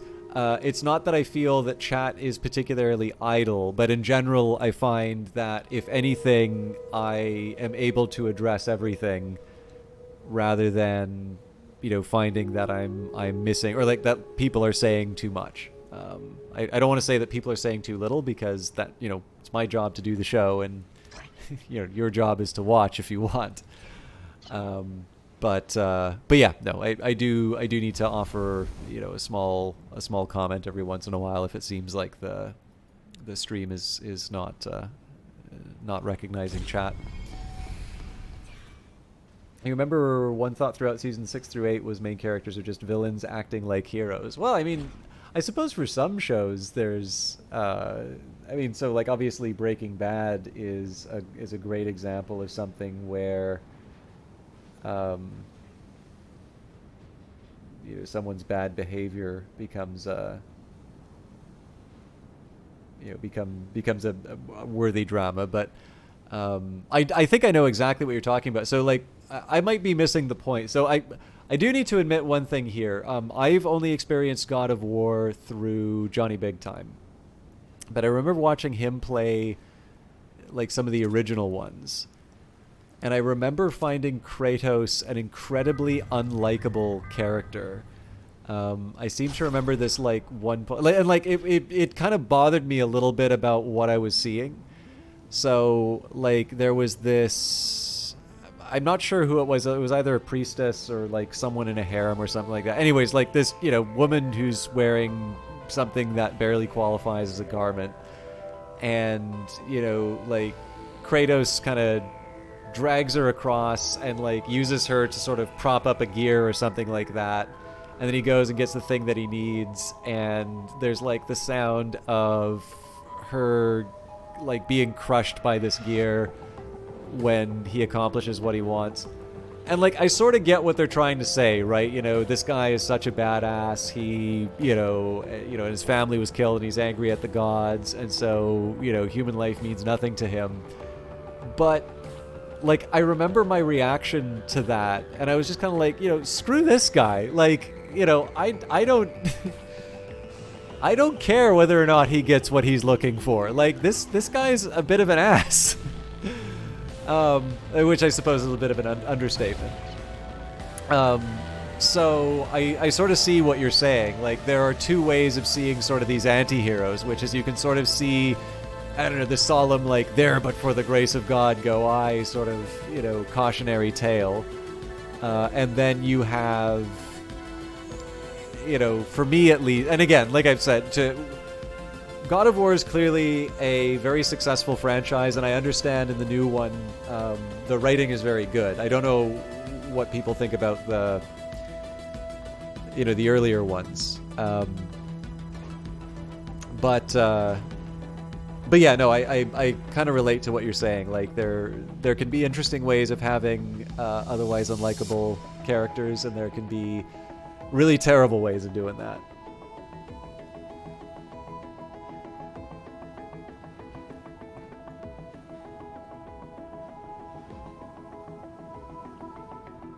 I can see you're really invested. I guess one of the things that really interests me is that you're obviously like really invested in this. Like you clearly have some strong views on the characters and their actions and such.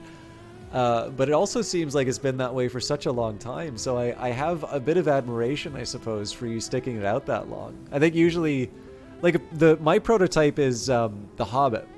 So I actually really like the book The Hobbit. I'll admit it's been a while since I've read it, but I have nothing but fond memories of that story. And one thing that actually, you know what? I can afford another turret.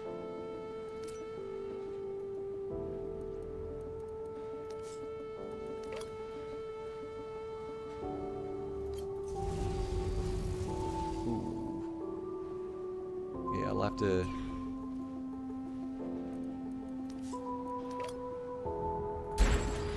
I'm definitely going to dismantle one, but I might as well take advantage of it.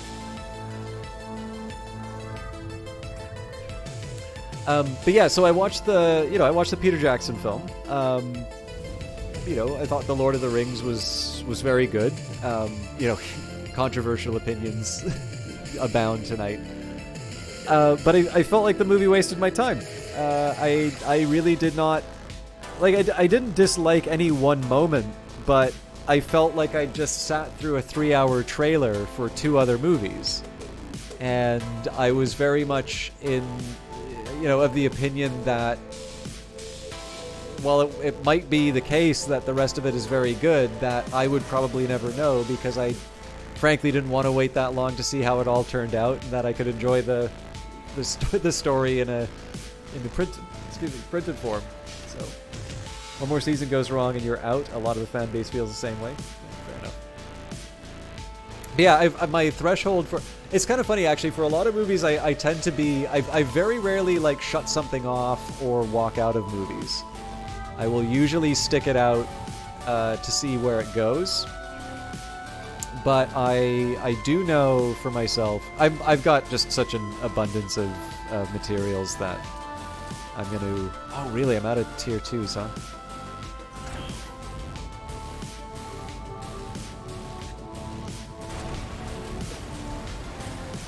Probably should have thought that one through, actually. So I think we're just going to turn off this whole system.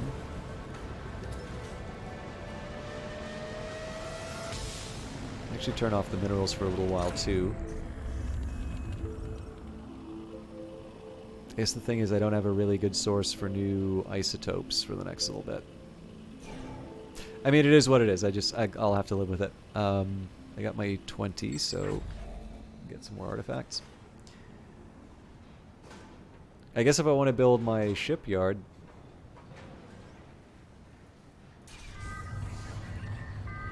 I have what I need. I don't want to get too reckless with my isotopes.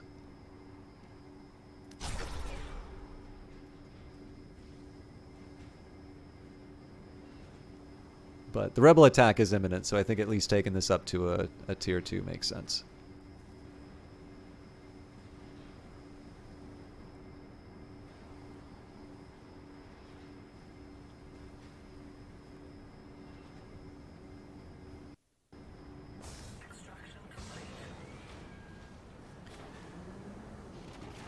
Okay, so this will be where the shipyard goes. We don't have power for it right now, but I also don't have the money for it. I think I want to try and get the road before I do that.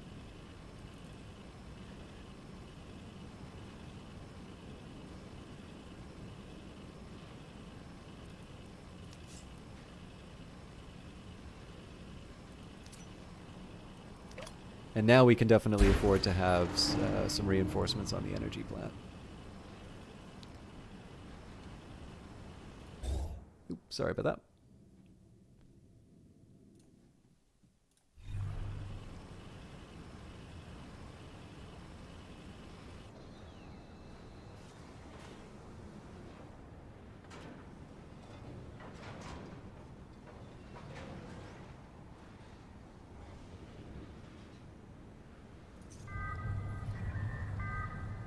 Okay, yeah, so we'll wait. I'm curious which of the rebel leaders is going to come after us this time. I think before too long... Oh, is it really 24? Maybe I won't upgrade work from home. But then I need the cash, right? So, I don't know, do I...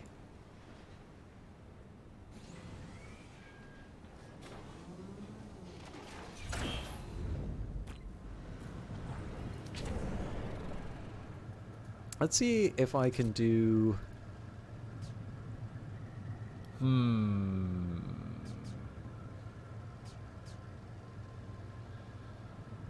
A puzzle.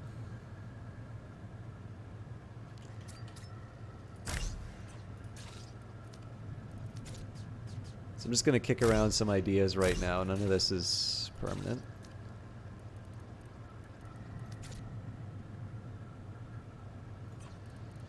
So ideally I could do something like this.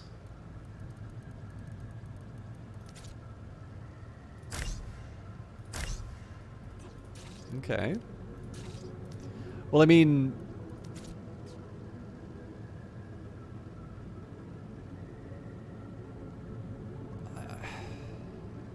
Oh, but then the question is where do the... Oh, there's some possibilities here, actually. Okay, so then we stick an energy bridge there. So I've got 2, 4, 6 jobs.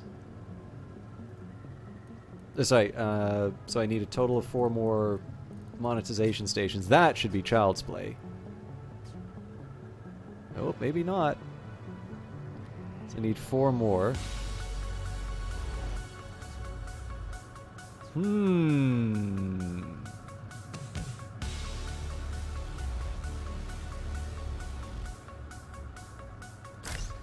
Did one of these? No, that's 2. Interesting. Okay, so how do I fit 2, 4... How do I credibly fit 4 monetization stations in here? It's definitely not that way.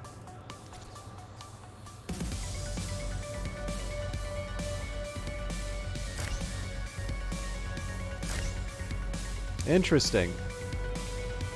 I feel like there's a way to do this, but it's definitely going to involve messing around with the... Like, this path is no good.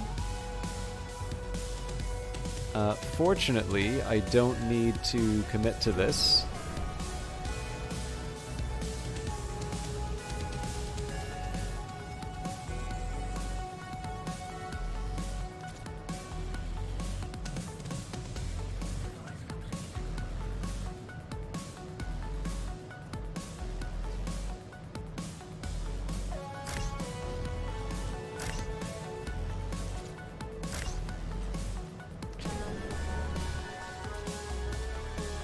It's not like I was using the space anyway.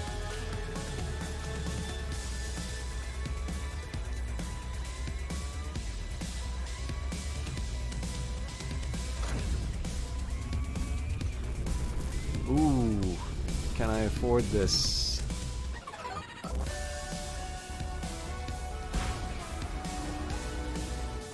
Is your council watching? Bahar! I do It's been a hope while. Dying doesn't affect your performance review, Founder.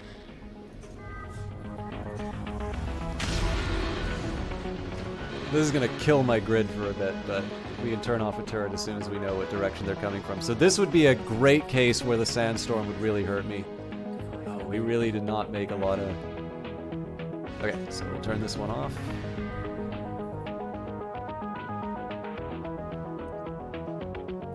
Oh, we are definitely gonna run out of power.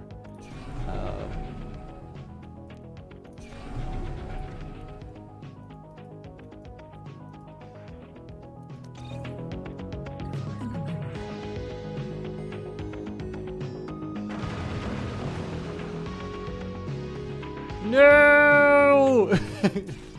Hurry up! Get that thing online!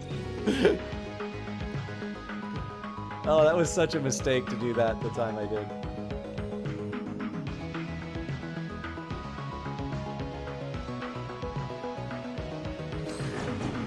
Of course they are.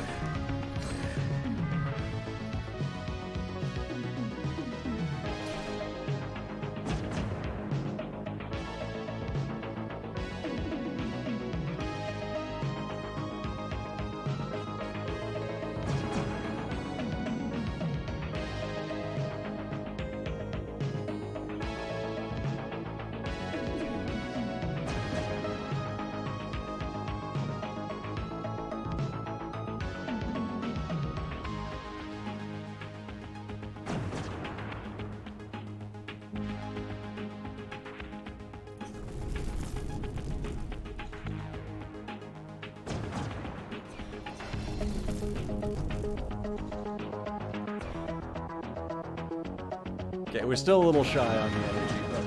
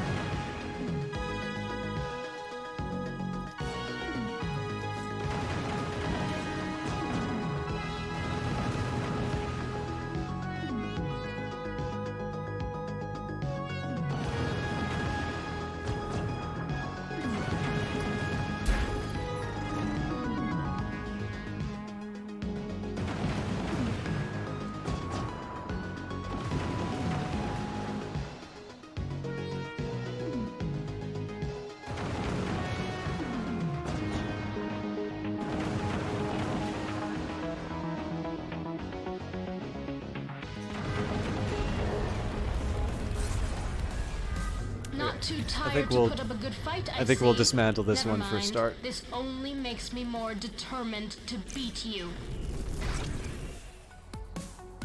Alright, I think that's going to be where I... Welcome back, Crack Steve. I think that's going to be where I wrap it up. I am going to do a little bit of work here, though. We'll repair the energy plant.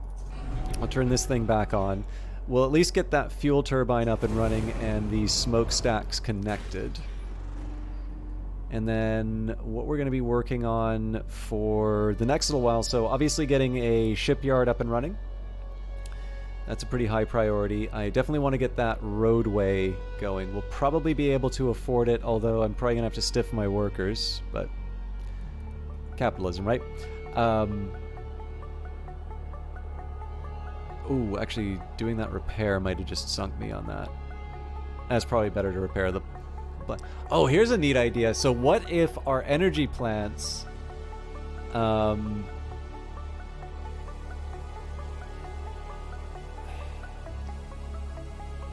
okay. So what if our energy plants generated less power after being attacked?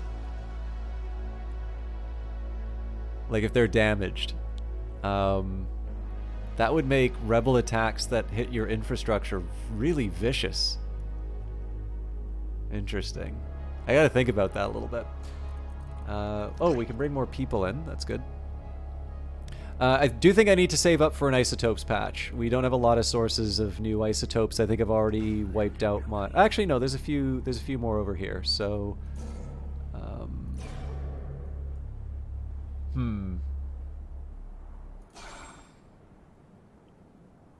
Sandstorm. Okay, well, first thing we're going to do is connect these. So this is going to make my fuel plummet, but that's life. Okay, so I get 16 for 40. Actually, here's an interesting calculation. So 16 for 4... sorry, spend 40 for... let's just make it easy and say that it's 0.5 for each. So here we give up 10 for 3. So, you know what? The mineral patches are actually, or the isotope patches are still a pretty good deal. We take the 18, obviously, but... Well, okay, hang on, but I rounded up on that, so yeah, I should probably like properly calculate that. So 16 for 40, so that's 0.4 each. Whereas here we would spend 10 for 3, so 0.3. Yeah, it's still... Do you have a better one?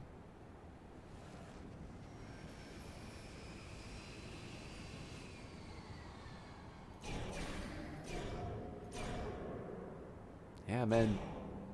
I don't think I ever really appreciated how tough it is for isotopes. So really what you want to do is get an ice... Okay, actually, yeah, so I learned something. Isotope mines are like... Isotope mines are worth their weight in gold. Or credits or whatever. There's a lesson. I better make a decision. I think I'm going to buy the logistics.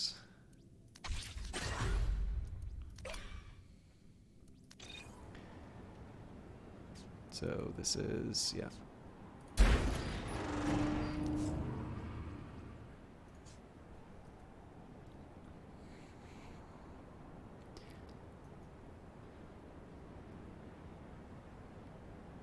I don't know. Overall, I'm feeling pretty good about this playthrough. We're nowhere near starting to take out the rebels, which is going to be a bit of a concern.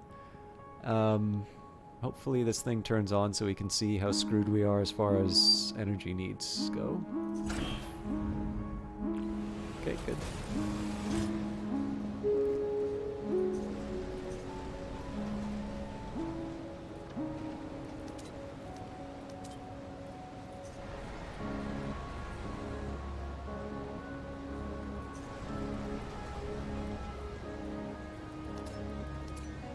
I think we can turn this back on for some tier 3s. We'll wind up building some big buildings for the next little while.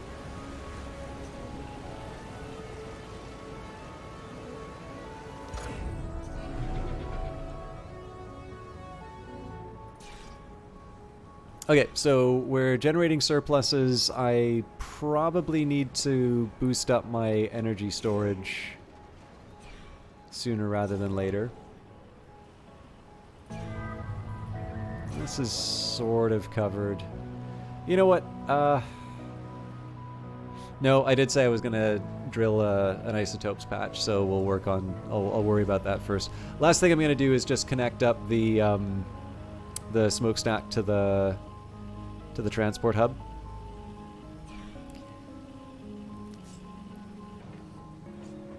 So, again, there's a real specific design that I've put in here. One other thing I might do different, you know what, actually I can't reach it from here. I was thinking that maybe I would want to try and connect the spaceport to a road so that the minerals could be driven there, but I don't think it's worth it. I don't think it'll work out. But this is a pretty important one, so we're gonna hook these up here. So that's the shortest road that I can get. I don't have any money for trucks right now, so we're just gonna go with the one. But basically notice how all of this has been designed. So we've got work from home. Actually, they've done a shockingly good job of keeping everything clean.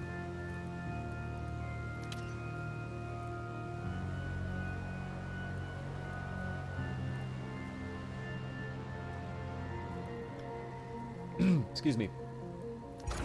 But yeah, basically there's no waste storage here. There's a little waste storage in headquarters. I should actually probably cancel that. We can put like fuel or batteries or something. I guess it has to be fuel.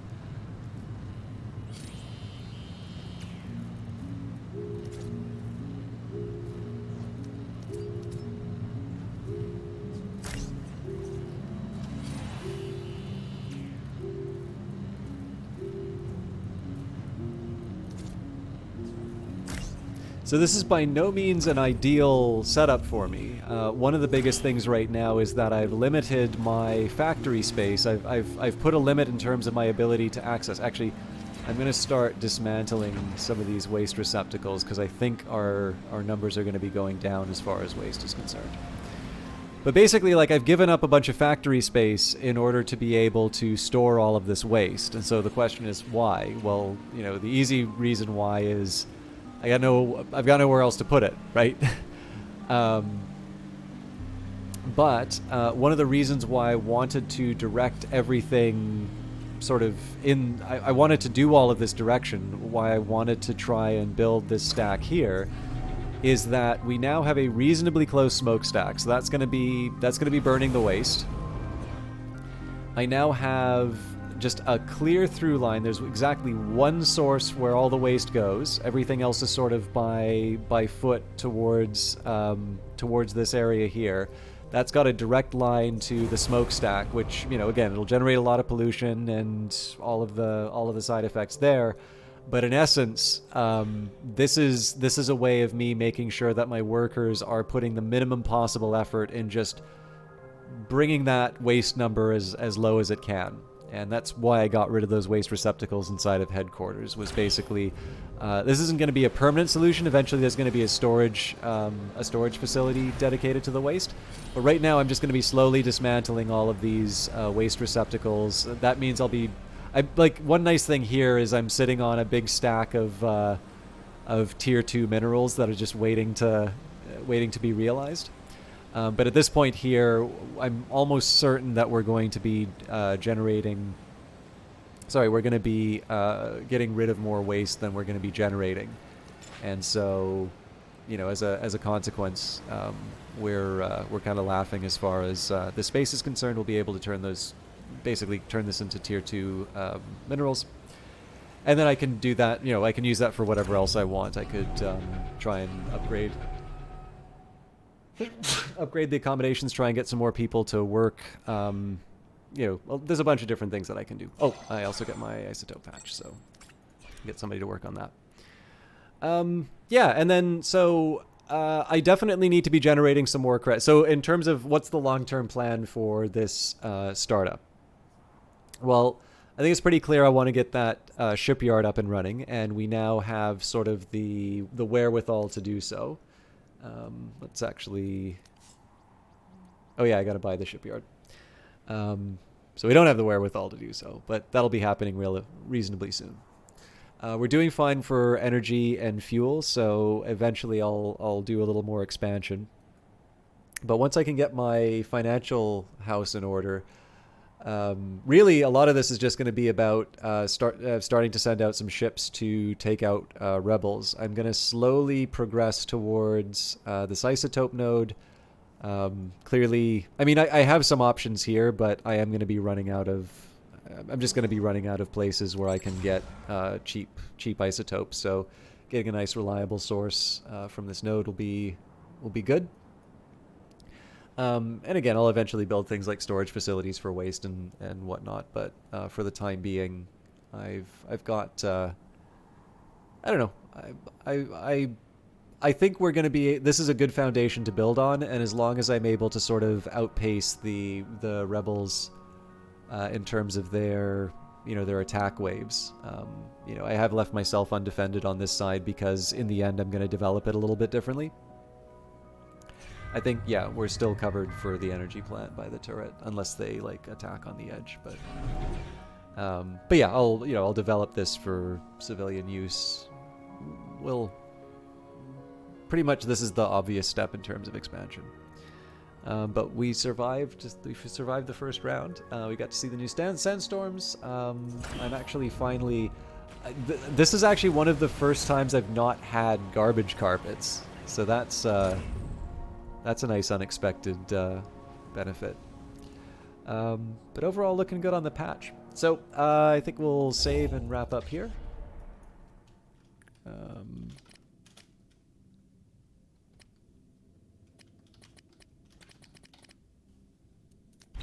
For some reason, I thought it was the second today.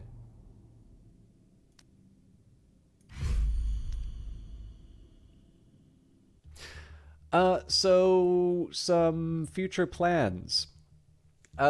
Basically, we're going to be due for a Phantom Brigade update reasonably soon. What I might try and do, I'm not sure when Dirty Rectangles is up next, but I actually ran into someone in Vancouver who is familiar with Dirty Rectangles, so I would love to be able to stop by and, offer the well-wishing that I sort of said that I would do. But I have noticed that Dirty Rectangles tends to actually start somewhat late. So like they've got the time that they announce that they're going to be doing things, but there's everybody needs to get ready, and everybody kind of gets like they get there's a bit of a build up, right? And then there's announcements and that before the the actual showcase begins. So depending on how my day goes, what I think I'll try and do, I'll try and like make dinner reasonably quickly. I'll maybe try and start the stream a little early next. Okay, so basically here's the deal. Normally there is a local game dev meetup called Dirty Rectangles. In Ottawa, it was normally the third Wednesday of the month, but now that it is online, I think they're lining it up with the Toronto crew, which is the second Tuesday or second Wednesday of every month. So what I'm going to try and do, because this is a new update, and generally what's happened is that Industries of Titan gets like one stream like just after the update, and then like one stream just before the new update comes out. If that, like sometimes it's been like it's a once a month thing for Industries of Titan, which I feel so bad about because obviously I like this game as more than a once a month game. But what I think I'm going to try and do is, if I can swing it, I'm going to try and start the cast early next week. So if you see me go online earlier than I normally do, that's just me trying to get some more Industries of Titan in.